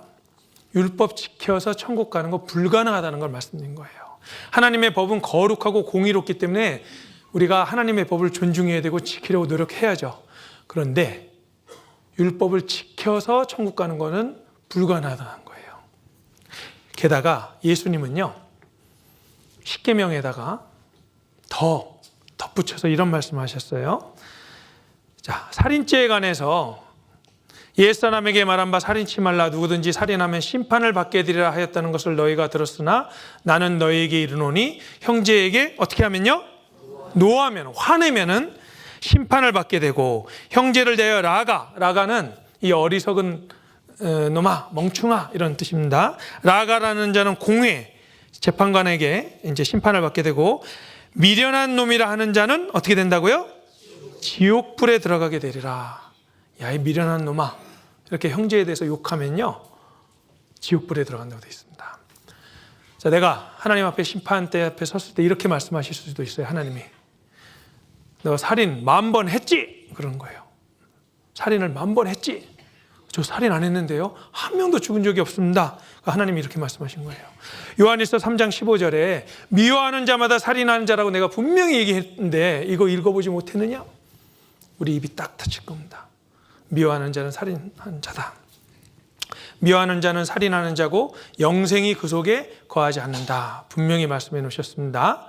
사실은요, 아주 작은 일 때문에 살인을 한다니까요. 여기 이제 애완견을 분실을 했는데요, 아내를 살해했어요, 결국은. 왜냐하면 아내가 개를 찾아오라 그러면서 이 말을 한 거예요. 여기 개를 못 찾으면 끝이다. 당신보다 개가 더 중요하다. 왜 개 못 찾아오냐고. 당신보다 개가 더 중요해. 그 얘기 했다가 남자가 격분해서 어떻게 했어요? 아내를 살해했어요. 그리고 뺨 맞은 데 격분해서 살해 암매장. 뺨 한 대. 무시한다. 동료 노숙자 흉기로 찔러 살해. 살인이요. 아주 뭐 거창한 데서 시작하는 게 아닙니다. 제가 아는 분이 교도관을 했는데 살인죄로 들어온 분들 보면요. 대부분이 굉장히 온순하대요. 어떻게 들어왔냐고 물어보면 뭐 술을 마시고 갑자기 싸움이 났는데 옆에 칼이 있어서 자기도 모르게 찔렀다. 뭐 이렇게 순간적으로 미워하는 마음 이게 확 올라와가지고 살인을 하게 되는 겁니다. 그래서 하나님은 마음속으로 미워하는 것도 살인이라 그러고 우리 시대에는 또 아기를 살해하는 엄마들도 있잖아요. 여기 보면 우리나라가 심각합니다. 태아 4명 중 몇 명이 낙태된다고요? 3명. 75%. 그래서 뉴스위크지가 연간 200만 건의 낙태 수술이 진행되는데 우리나라가 세계 최고 수준이다. 1등. 세계 최고다. 얼마 전에는 헌법재판소에서 낙태는 죄가 아니다. 이렇게 아예 해놨습니다. 그런데 하나님 앞에 가면요. 낙태 죄죠. 왜?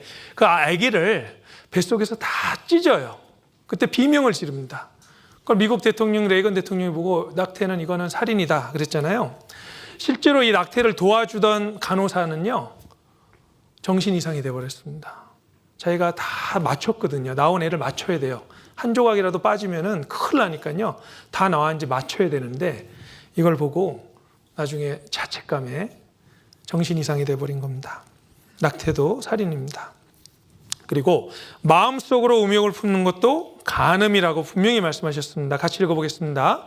또 간음치 말라 하였다는 것을 너희가 들었으나 나는 너희에게 이르노니 여자를 보고 음욕을 품는 자마다 마음에 이미 간음하였느니라. 성적인 죄가 요즘은 뭐 가득 찼죠.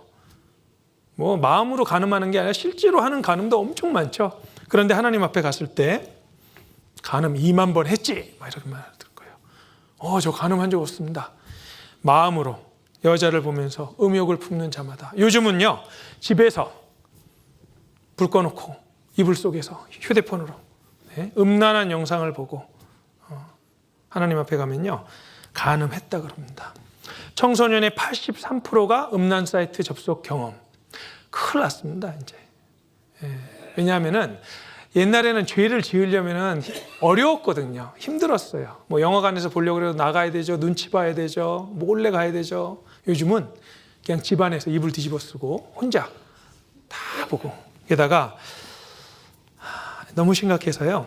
위기의 아내들, 평범한 주부들까지 애인 만들기 유행인데 여기 보시면요. 애인 하나 없는 여자는 뭐라고요? 6급 장애인이다. 장애가 있대요. 옛날에는 얼굴도 못 들고 살 그런 일들이 이제는 뻔뻔하게 아주 장애인이다. 성경에서는요. 남의 아내와 통간하는 자도 이와 같을 것이라 무릇 그를 만지기만 하는 자도 죄 없게 되지 아니하리라. 손만 닿아도 간음했다. 우리 양심이 압니다. 자기 아들, 딸이 보고 있는 앞에서 그렇게 할 수 있어요? 어제 신문 보니까 일본의 어떤 여배우가 자기 불륜했다고 고백하는데 자기 새 아이들한테 미안하다 그랬대요. 그래서 참 아이들한테 미안한 건 아는구나. 자기 애가 보고 있는데 그 앞에서 누굴 건들고 그럴 수 있겠어요? 양심이 압니다. 그리고 마음속으로 음욕을 품는 거 간음입니다. 그래서 10계명을 다 비춰보면요. 죄인이라는 게 나오는 거예요. 여기 인터뷰한 내용을 좀 살펴보도록 하겠습니다. Hey, can you handle some questions? They're pretty pointed questions. Sure. Are you a good person? Are you going to make it to heaven? I would like to think so. Do I think I'm a good person? Yeah. Are you a good person, morally? Yes, I am. Do you think you're a good person? Yes. I like to believe so, yeah. How many lies have you told in your whole life? I wouldn't be able to count. I don't know if I could remember. Can you be honest with me? Yeah. How many lies do you think you've told in your whole life? Oh, quite a few. Countless. Uncountable. What would you call me if I told lots of lies? Countless lies. You'd call me a liar, wouldn't you? Of course. What do you call someone who's told thousands of lies? A liar? So what are you? I'm a liar. Have you ever stolen something in your whole life, even if it's small? Yes, I have. Have you ever taken something that belonged to someone else? Of course. Sure. Yes, I have. It's called theft. So what are you? A liar and a thief. I'm a liar and a thief. Have you ever used God's name in vain? Oh, every day. Have you ever used God's name in 미국 vain? 사람들은 뭐 안 좋은 일 있으면 오 마이 갓 Have you used 이렇게 God's 말하는 name 거 in 그걸 vain? 말하는 겁니다. It's probably so. Have you ever used God's name in vain? Yep. I have indeed. It's called blasphemy. It's very serious to use God's name as a cuss word. One to go, and I appreciate your honesty, Jacob. Jesus said if you look at a woman and lust for her, you commit adultery with her in your heart. Have you ever looked at a woman with lust? Why, yes, I look at many women with lust in my heart. Of course. Have you ever looked at a guy with lust? With lust? Lust. Oh, yeah. Sure. Not recently. I have indeed. Having sex outside of marriage. No, not yet. Are you looking at pornography? Yes. You're lusting after women. See? Of course. Have you ever looked at a woman with lust? Absolutely. So, Peter, by your own admission, you're a lying thief, a blasphemer, and an adulterer at heart. And that's only 4 of the 10 commandments. What I'm saying to you is just not believing in hell doesn't make it go away. 처음에는 선한 사람이다. 뭐 괜찮다. 천국 갈 수 있다. 근데 십계명 하나씩 해보니까요. 다 걸리잖아요. 거짓말하고 남의 거 훔치고 음란하게 바라보고 고백을 합니다. 그래서 십계명을 주신 이유는 그 법에 비춰보면은 우리가 다 죄를 지었는데 문제는 이겁니다. 진실로 내게 이르노니 내가 홀이라도 남김이 없이 다 갚기 전에는 결단코 거기서 나오지 못하리라. 거기가 지옥입니다. 홀이는 뭐냐? 홀이는 가는 털 호자에다가 할푼 리 할 때 리자라서요. 소털이 가는데요. 가는 털을 1000개로 잘라요. 가는 털을. 그 중에 하나가 홀입니다. 홀이라도 남김없이 다 갚기 전에는 결단코 지옥에서 나올 수 없다. 그래서 하나님 앞에 의인은 하나도 없다고 되어 있습니다. 자, 같이 한번 읽어보시겠습니다. 선을 행하고 죄를 범치 아니하는 의인은 세상에 아주 없느니라. 선을 행하고 죄를 범치 아니하고 하나님 앞에 천국 갈 수 있을 만큼의 의인은 하나도 없다. 자, 그런 말을 하면요, 어떤 분들이 이런 질문을 합니다. 근데요, 제가 죄도 짓고 뭐 미워하고 그러기도 하지만 가끔 착한 일도 합니다. 누굴 도와주기도 하고 또 누굴 위해서 기도하기도 하고 뭐 불우이웃 성금도 내기도 하고 착한 일도 하는데 그 착한 일은 어떻게 하나님께서 생각해 주지 않으실까요? 그래서 사람들이요, 이런 조사를 해보면요, 종교를 안 믿어도 선한 사람은 천국에 간다라고 믿는 사람이 71%. 그래서 사람이 좀 착하게 살고 남을 도와주고 그러면은 천국 갈 수 있다라고 막연히 믿는 겁니다. 막연히. 자, 하나님은 어떻게 말씀하시나 한번 보겠습니다. 이사야 64장 6절 같이 읽어보겠습니다. 대저 우리는 다 부정한 자 같아서 우리의 의는 다 더러운 옷 같으며 우리는 다 쇠폐함이 잎사귀 같으므로 우리의 죄악이 바람같이 우리를 몰아가나이다. 우리의 의는 깨끗하다고 생각하는데 하나님은 우리의 의는 다 더러운 것 같다. 우리의 의는 너무 더럽다. 이렇게 말씀하시는 거예요. 왜냐? 하나님의 기준에 볼 때는 더러운 겁니다. 완벽하지 않은 거예요. 제가 인도에 있을 때 이런 일이 있었습니다. 신호등에 차를 딱 세우면요, 구걸하는 사람들이 그렇게 많이 와서 문을 두드립니다. 주로 여자들이 아기를 안고 와서 문을 똑똑 두드려요.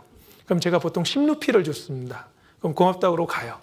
10루피면 200원이거든요. 200원. 근데 만약 어느 날 제가 이제 돈이 많아가지고요, 기분에 10루피가 아니라 1000루피를 줬다. 만약에 1000루피를 줬다. 그리고 저 혼자는 이렇게 생각할 겁니다. 야, 오늘 좋은 일 했다. 착한 일 했다. 근데 하나님 앞에 그게 과연 완벽한 선한 일일까? 예수님이 뭐라 그러셨냐면요, 내 이웃을 내 몸같이 사랑하라 그랬죠. 자, 하나님의 기준은요, 하나님 보시는 선한 일은 내 이웃을 내 몸같이 사랑하라. 이 얘기는 가난한 사람들이 나한테 오면은 내가 나한테 하는 거를 다 그 사람한테 내가 나한테 하듯이 하라는 겁니다. 만약에요, 정말 제가 여동생이 하나 있는데 여동생이 와서 그렇게 구걸을 하고 있다 그럴 때 1000루피 2만 원 주고 잘했다 하면은 그 잘한 것일까요? 아닐까요? 아니죠. 여동생이면 어떻게 해야 돼요? 집에 데리고 가서 야, 왜 이러고 있냐? 밥도 주고 묵을 곳도 마련해주고 그래야 되죠. 제 여동생인데 그냥 돈 조금 주고 가라 그러면 돼야 안 돼요? 내가 나한테 하듯이 해야만 하나님 보시기엔 그게 착한 일인데, 우리는 조금 그냥 누구 도와주고는 착한 일 했다 생각하는데 하나님이 보시는 기준은 안 됩니다. 그래서 여기 보면은 사람의 의로 천국 가는 거는 불가능하고 사람이 하는 선을 희한하게도 위선이라고 한자로 쓰는데요. 이 위자가 무슨 위자인지 아시죠? 거짓 위자인데 거짓 위자를 둘로 나누면 사람 인변의 할 위자입니다. 사람이 하는 선은 다 무슨 선이라고요? 위선이다. 하나님 보시기는 위선이다. 하나님은 우리의 의를 받지 않으십니다. 자, 여기 제가 하나 예를 들겠습니다. 옛날에 해인사에서 입적한 성철 스님에 관한 이야기인데요. 10년 동안 장좌불화, 눕질 않고 수행을 했습니다. 그래서 굉장히 많은 사람들에게 존경을 받고 여기 보면은 한국 불교의 거인이다. 이분이 돌아가시기 전에 열반송을 남기고 돌아가셨습니다. 열반송은 스님이 이제 돌아가시기 전에 남기는 시인데요. 여기 이렇게 써 있습니다. 일생 동안 미친 남녀의 무리를 어떻게 했다고요? 속였다. 다 내가 속인 거다. 수미산을 덮은 죄업이, 수미산은 불교의 가상의 큰 산인데요. 수미산을 덮은 죄업이 하늘을 가득 채웠다. 평생 지은 죄 보니까 산처럼 쌓여있다. 산채로 아비지옥에 떨어져서 한이 망갈래나 된다. 한 송이 꽃이 불금을 내뿜으며 푸른 산에 걸렸도다. 산채로 아비지옥에 떨어진다 그랬는데 나중에 이제 책을 보니까요. 이분 쓴 책 중에 이런 구절이 있더라고요. 딸이 하나 있었습니다. 이제 스님으로 출가하기 전에 내 죄는 산보다 높고 바다보다 깊은데 내 어찌 감당하랴. 내가 80년 동안 포교한 것은 뭐라고요? 헛것이다. 우리의 착한 일을 했을 때 우리의 착한 일은 절대 우리의 죄를 지우지 못합니다. 양심이 알아요. 그대로 남아 있습니다. 우리는 구원이 없다. 우리란 건 이제 불교란 뜻합니다. 죄값을 해결할 자가 없기 때문이다. 딸 피리와 54년을 단절하고 살았는데 임종시에 찾게 되었다. 피리야, 내가 잘못했다. 내 인생을 잘못 선택했다. 마지막에 뭐라 그래요? 나는 지옥에 간다. 양심이 아는 겁니다. 아까 말씀드렸죠. 양심이요. 계속해서 우리의 죄를 다 기록하고 이거 잘못했지, 이거 잘못했지. 아무리 수행을 하고 장좌불화 10년을 해도 그 지은 죄를 없앨 수가 없는 겁니다. 그래서 내 인생을 잘못 선택했고 우리는 구원이 없다. 나는 지옥에 간다. 그래도 이 성철 스님은요, 참 양심이 밝은 분이셨어요. 양심이 밝기 때문에 자신의 상태에 대해서 정확히 알고 나는 지옥에 간다. 대부분은 알지 못합니다. 자, 남은 시간은요, 이 죄인이 이제 죄인으로 태어나서 죄의 짓기를 물마신 같이 하면서 머리털보다도 많은 죄를 짓고 살면서 거짓말하고 음욕을 품고 십계명을 다 어겨가면서 살는 이 죄인이 이제 하나님 앞에 가면 어떤 심판을 받게 되는가, 이것을 좀 살펴보도록 하겠습니다. 전도서 8장 11절에 보면은 악한 일의 징벌이 속히 실행되지 않으므로 인생들이 악을 행하기에 마음이 담대하도다. 하나님은 당장 심판하시는 게 아니라 다 모아두신다고 말씀드렸습니다. 다 모아두셔서 마지막에 심판하세요. 왜? 회개하기를 원하시는 거예요. 어떻게든 돌이키기를 원하기 때문에 끝까지 기회를 주는 겁니다. 하지만 그렇다고 해서 하나님이 악한 일을 안 보시는 것이냐? 욥기 11장 11절 같이 읽어보시겠습니다. 하나님은 허망한 사람을 아시나니 악한 일은 상관치 않으시는 듯하나 다 보시느니라. 양심을 통해서도 보시기 때문에 두근두근 네, 다 보시고 다 기록하시고 다 알고 계시고 나중에 하나씩 다 베푼다 되어 있습니다. 내가 이 일을 행하여도 내가 잠잠하였더니 내가 나를 너와 같은 줄로 생각하였도다. 나머지는 같이 읽어보겠습니다. 그러나 내가 너를 책망하여 내 죄를 내 목전에 차례로 베풀리라 하시는도다. 하나도 빠짐없이 태어나면서부터 지은 모든 죄를 목전에 눈앞에 하나씩 다 베푸시는데요. 마치 이제 극장에 가면 큰 스크린이 있잖아요. 아주 큰 스크린에 나의 일생이 쫙 보여지는 겁니다. 만군 천사와 모든 사람 앞에요. 내가 생각했던 것, 말했던 것, 혼자 있으면서 몰래 지은 죄, 아무도 모르게 지은 죄를 커다란 스크린에 다 보여줘요. 그럼 창피할까요? 안 할까요? 창피하죠. 이렇게 말할 겁니다. 아유, 하나님, 알았습니다. 저 지옥 가는 거 아니까 이제 그만 좀 하십시오. 이거 창피합니다. 예. 진짜 내 죄를요, 큰 스크린에 다 보여준다 그러면은 그 자리에 서 있을 수가 없을 거예요. 그래서 죽음 이후에 분명히 심판이 있습니다. 이 심판은 하나님께서 공의롭게 법에 따라서 심판하시는데, 자, 우리 죄인의 운명을 잠깐 한번 살펴보겠습니다. 어머니 뱃속에서 잉태했을 때부터 죄인으로 태어납니다. 그러면서 실제로 많은 죄를 지어요. 7가지 가증한 이 마음속에 있는 죄성을 가지고 여러 가지 죄를 짓습니다. 그러다가 한 번 죽는 것은 사람에게 정하신 것이요, 그 후에는 뭐가 있다고요? 심판이 있으리니. 그리고 죄인은 심판을 받으면 영원한 지옥에 간다. 이게 누구 운명이라고요? 내 운명. 다른 분 생각하지 마시고 나의 운명, 죄인의 운명. 죄인이라는 것은 지옥 가기에 마땅한 형벌을 받을 사람이다. 자, 죄는요, 여러 가지가 있습니다. 보세요. 마음속으로 지은 죄, 죄일까요, 아닐까요? 죄입니다. 부지중, 모르고 지은 죄, 죄일까요, 아닐까요? 죄입니다. 나는 말 실수해서 남 마음 아프게 해놓고 전혀 몰라요. 죄입니다. 하지 말라는 것을 하는 것 죄죠, 당연히. 그런데 하라는 것을 하지 않는 것도 죄입니다. 하라는 것도 안 하면 그 하나님의 법을 깨트린 거잖아요. 선을 행할 줄 알고도 하지 않는 것은 죄다라고 되어 있습니다. 누구 도와줄 수도 있는데, 근데 그냥 모른 채 하고 가는 거, 이거 죄입니다. 그리고 선을 행할지라도 하나님 앞에서는 완벽하지 않기 때문에 위선이고, 그것도 하나님 앞에 완전한 의라고 할 수 없습니다. 이 많은 죄를요, 평생 짓다가 이제 하나님 앞에 설 때 얼마나 무서울지요. 같이 한번 읽어보시겠습니다. 원수 갚는 것이 내게 있으니 내가 갚으리라 하시고, 또다시 주께서 그의 백성을 심판하리라 말씀하신 것을 우리가 아노니, 살아계신 하나님의 손에 빠져 들어가는 것이 무서울진저. 이 세상에서도 재판관 앞에 서서요, 검찰이 막 얘기하고 많은 방청석 앞에서 이렇게 쓴 재판하는 곳에 가면 무섭습니다. 재판관 손에 1년 징역, 2년 징역 이게 달려 있어요, 실은요. 이제 선고할 때 보면 무섭잖아요. 그런데 하나님 앞에 가면요, 살아계신 하나님의 손에 빠져 들어가는 것이 무서울진저.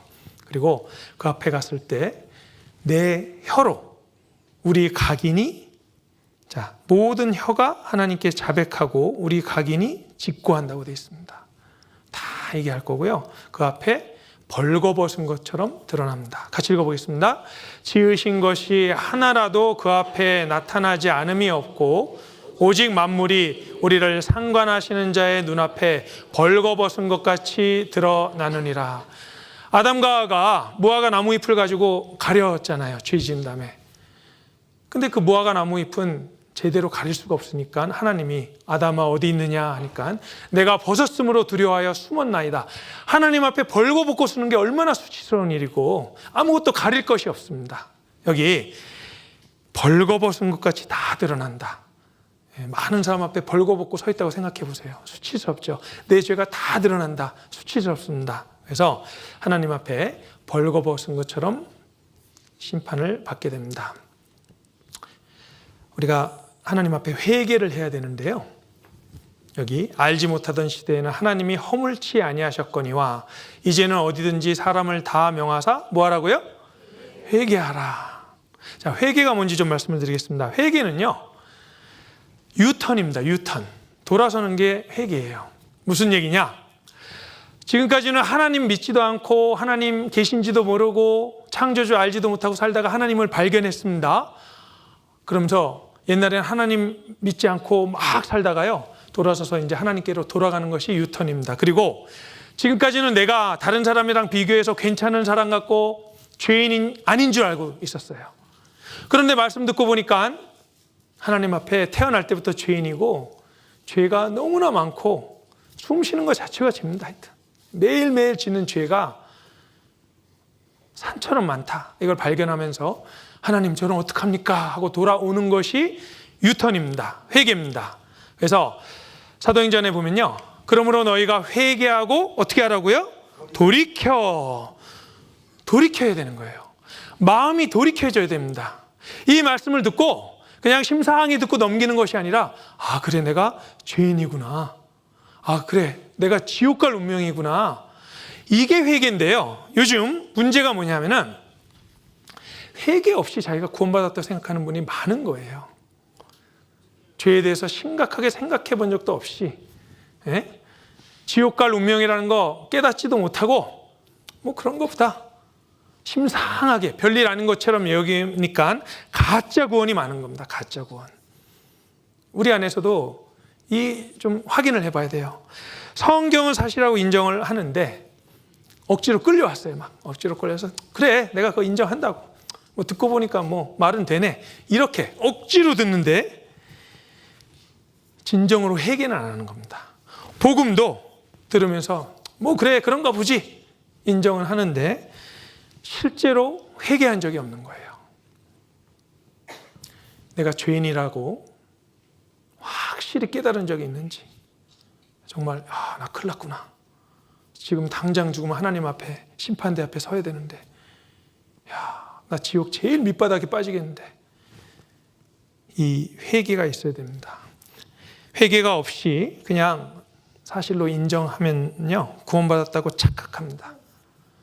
그래서 어쩌면 신앙생활이 좀 구원받았는지 안 받았는지 좀 확실하지 않은 분이 많은 게 진정으로 회개를 해봤는가 내 죄에 관해서 확실하지 않게 회개 없는 구원 실제로는 구원이 아니죠. 가짜 구원을 받은 분은요 삶에 아무 변화가 없어요. 감사도 없습니다. 왜 감사가 없어요? 확실히 구원받으면 구원받은 다음에 죄를 졌는데 징계가 없다. 징계가 없으면 사생자여 참 아들이 아니라 그랬잖아요. 참 끔찍한 죄를 짓는데 징계가 없어요. 그런 분들은 구원이 아닙니다. 양심에 화인 맞은 것 같아요. 아주 뻔뻔합니다. 구원받았다 그러면서 그 죄를 짓는 분들은 징계가 없으면 가짜입니다. 전도의 열매도 없어요. 물론 전도가 쉽지 않죠 요즘. 그런데 생명이 심겨지면 자라게 마련이고 열매가 맺기 마련입니다. 그렇죠? 한 사람 대해서 1년 내내 기도하면서 한번 매달려 보세요. 전도가 없을지. 교제 오는 게 별로 마음에 달갑지가 않아요. 세상 사람들이랑 같이 있는 게 편하다. 그쪽 사람일 수도 있습니다. 그렇죠? 그래서 정말 마음속에 예수님이 간절히 부른다고 찬송가에 있잖아요. 간절히 오라고 부르실 때 우리는 지체하랴. 그 간절한 소리를 듣고 나의 상태를 확실히 깨닫고 돌아가야 되잖아요. 돌아간다. 회개.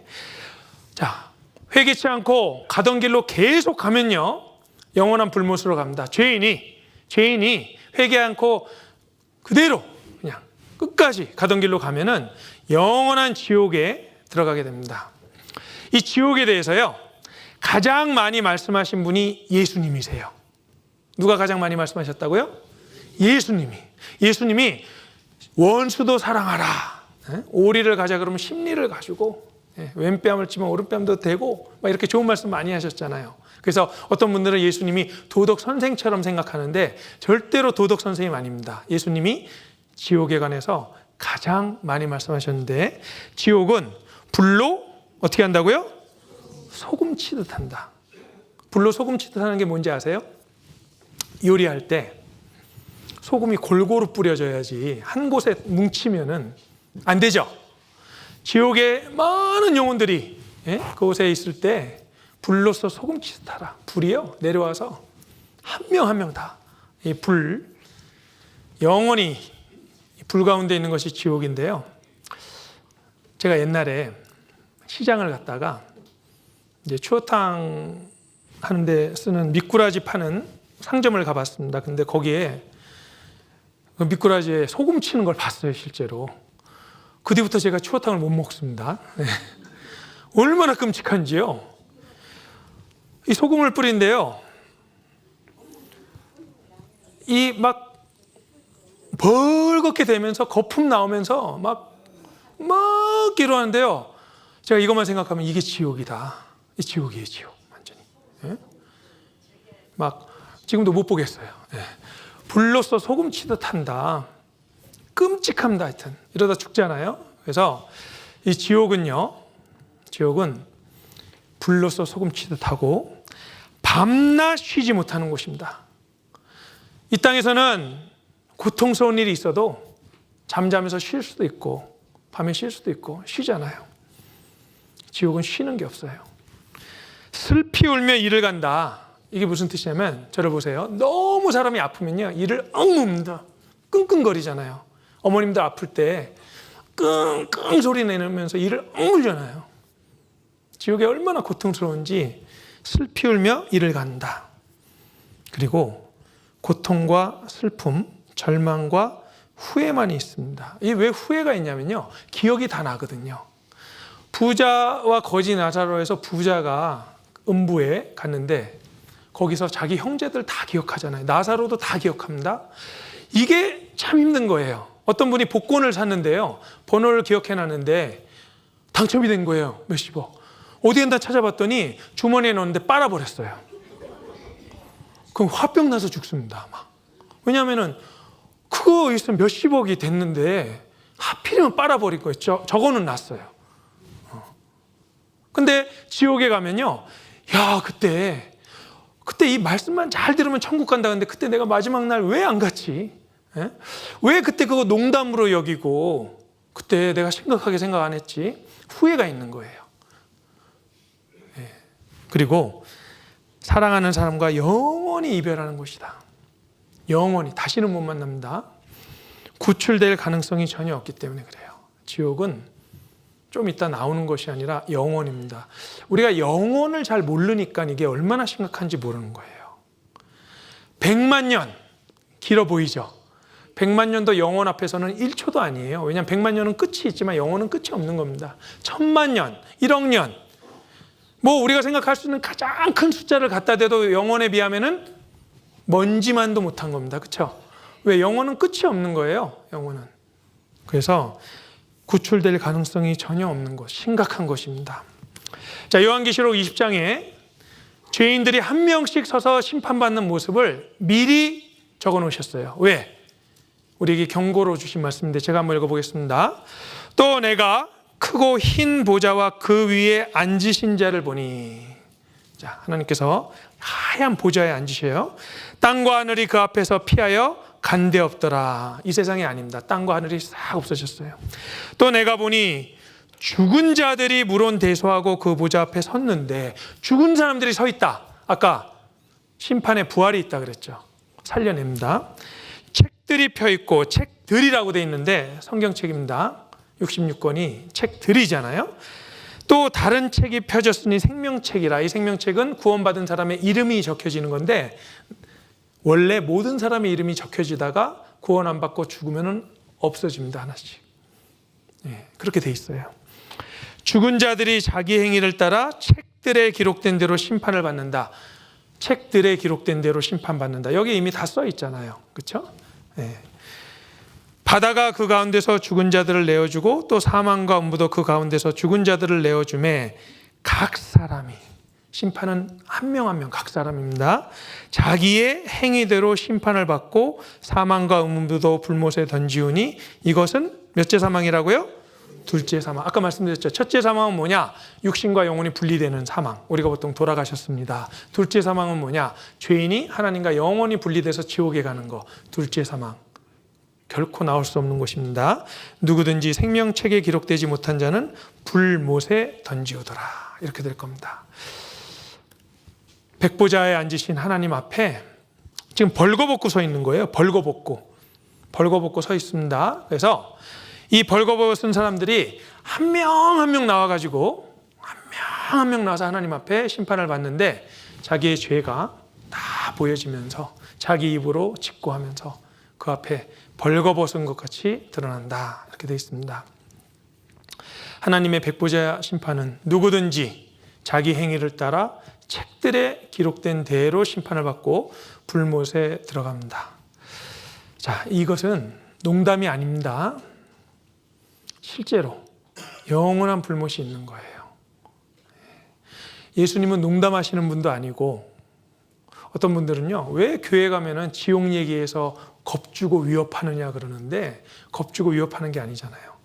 성경에 정확하게 나와 있는 것을 말씀드립니다. 그래서 풀무불에 던져 넣으리니, 풀무불 아시죠? 이렇게 막 바람을 불어서 온도가 엄청 높게 하는 풀무불에 던져 넣으리니 거기서 어떻게 한다고요?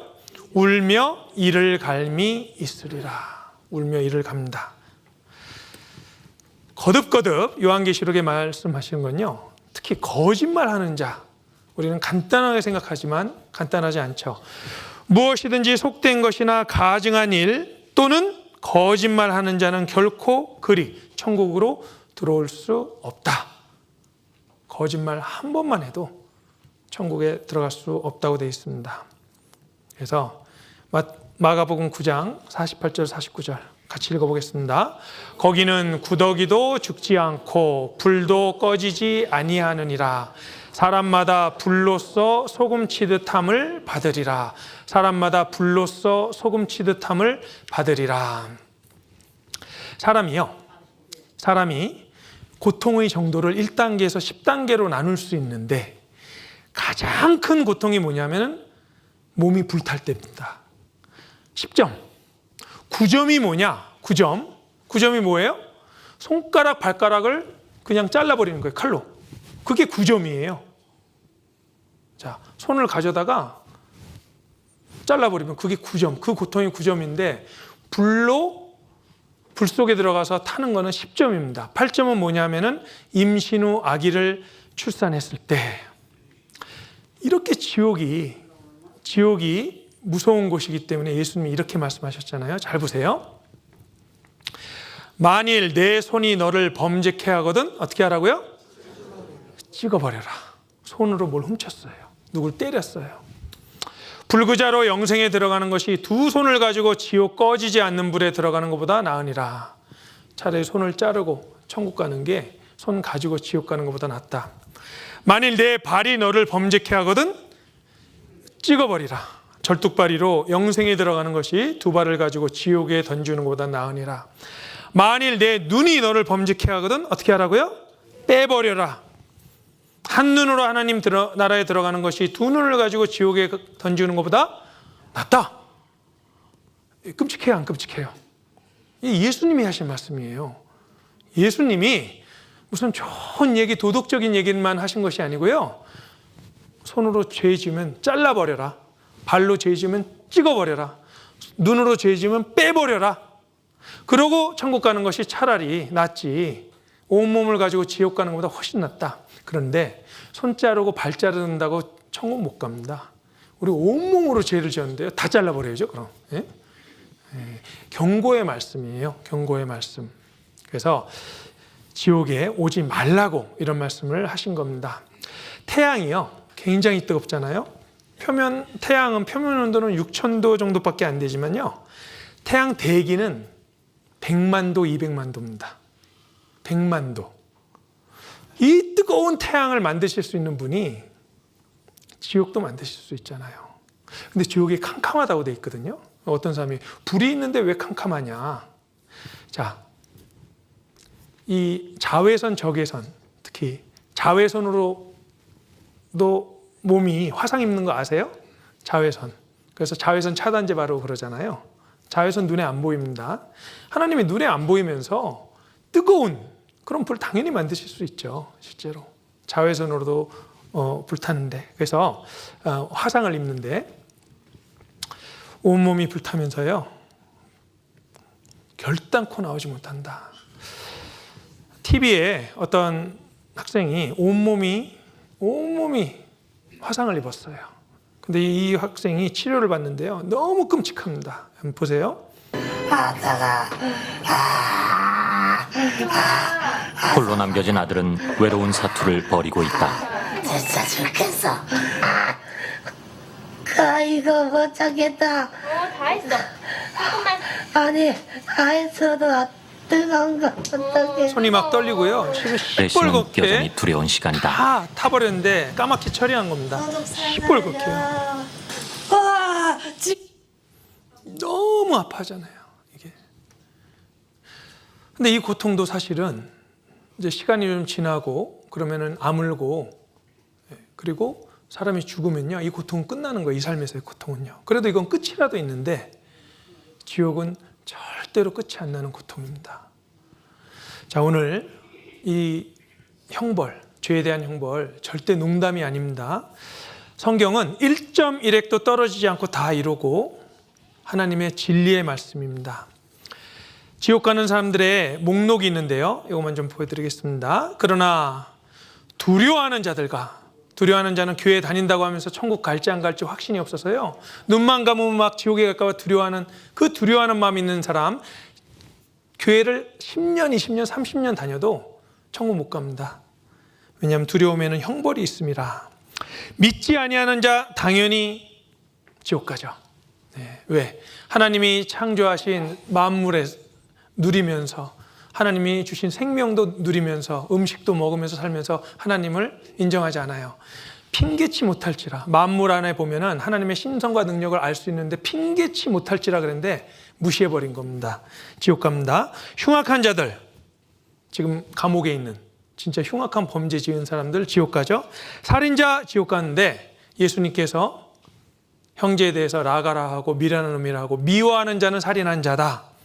행음자 지옥 가는데 여자를 보고 음욕을 품는 자마다 마음에 이미 간음하였느니라.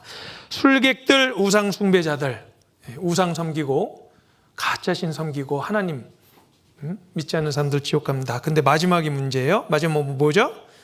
모든 거짓말하는 자들은. 제가 여기 앞에 왜 모든이 붙었을까? 우리는 막 거짓말을 나누잖아요. 새빨간 거짓말, 하얀 거짓말, 새까만 거짓말, 뭐 어쩔 수 없이 하는 거짓말을 뭐 하얀 거짓말. 근데 하나님 앞에 가면은 하얀 거짓말도 거짓말일까요, 아닐까요? 거짓말이에요. 하여튼 사실과 다르게 말하는 건 다 거짓말입니다. 예. 뭐 남의 마음을 안 다치게 하려고 그랬던, 그 말을 안 하면 돼요. 하여튼 거짓말 하면 안 돼요. 그래서 모든 거짓말하는 자들은 불과 여왕으로 타는 못에 참여하리니 이것이 둘째 사망이라. 분명히 말씀해 놓으셨습니다. 그래서 절대로 하나님 앞에 갔을 때 몰랐습니다, 아유 거짓말 한번 했다고 지옥에 오다니요. 물론 거짓말 외에 다른 것도 많이 했죠. 그래서 죄삭은 사망입니다. 죄삭은 사망. 이 뜻은 죄값은 사망이다. 큰 죄값도 사망, 작은 죄값도 사망. 생각나는 죄, 생각 안 나는 죄, 모든 죄값은 사망으로 영원한 지옥에 들어갑니다. 그럼 어떻게 해야 되느냐? 자, 어떻게 해야 되냐면요, 이렇게 해야 됩니다. 우리 시편 34편 18절 같이 한번 읽어보시겠습니다. 여호와는 마음이 상한 자에게 가까이 하시고 중심에 통회하는 자를 구원하시는도다. 자, 오늘 말씀을 듣고 마음이 상해야 정상이에요. 야, 나 큰일 났다. 지금 죽으면 지옥 가는구나. 죄가 머리털보다 더 많구나. 마음이 상하죠. 나 어떡하지? 이게 마음이 상하는 거예요. 그런데 그렇게 마음이 상하고 죄에 관해서 들으면서 두려움하고 떨고 중심에 통회하는 자를 어떻게 하신다고요? 구원한다. 이런 마음으로 하나님 앞에 나오시면, 내일 나오시면요, 구원을 받습니다. 또 여기 보시면은 하나님의 구하시는 제사는 상한 심령이라. 하나님이여 상하고 통회하는 마음을 주께서 멸시치 아니하시리다. 그래서 오늘 말씀 잘 들으신 분들은요, 마음에 상하고 통회하는 마음이 있습니다. 통회. 아주 내 지은 죄에 대해서 슬퍼하고, 큰일 났네, 어떻게 천국 갈 수 있지? 오늘 들어보니까 나는 가망성이 없는데. 그래서 오늘 집에 가셔서요, 내가 그동안 지은 죄도 한번 생각해 보시고 써보셔도 괜찮아요. 쭉 써보십시오. 거짓말한 죄, 아주 음란한 마음을 품은 죄, 뭐 하여튼 쫙 써보세요. 돈 안 갚은 것도 있고, 뭐 하여튼 여러 가지 남을 마음을 아프게 한 것도 있고. 그래서 이런 기도를 한번 하셔야 됩니다. 같이 한번 읽어보겠습니다. 저는 죄인입니다. 당장 죽으면 지옥에 갑니다. 저를 구원해 주세요. 저는 죄인입니다. 당장 죽으면 지옥에 갑니다. 천국 갈 가능성이 하나도 없습니다. 제발 저를 구원해 주세요. 이 마음을 가지고 상하고 상한 심령을 가지고 내일 오시면요, 하나님께서 구원받는 길과 또 영생을 얻는 길, 천국에 갈 수 있는 방법을 보여주실 겁니다. 오로지 회개하는 자만 천국 갈 수 있습니다.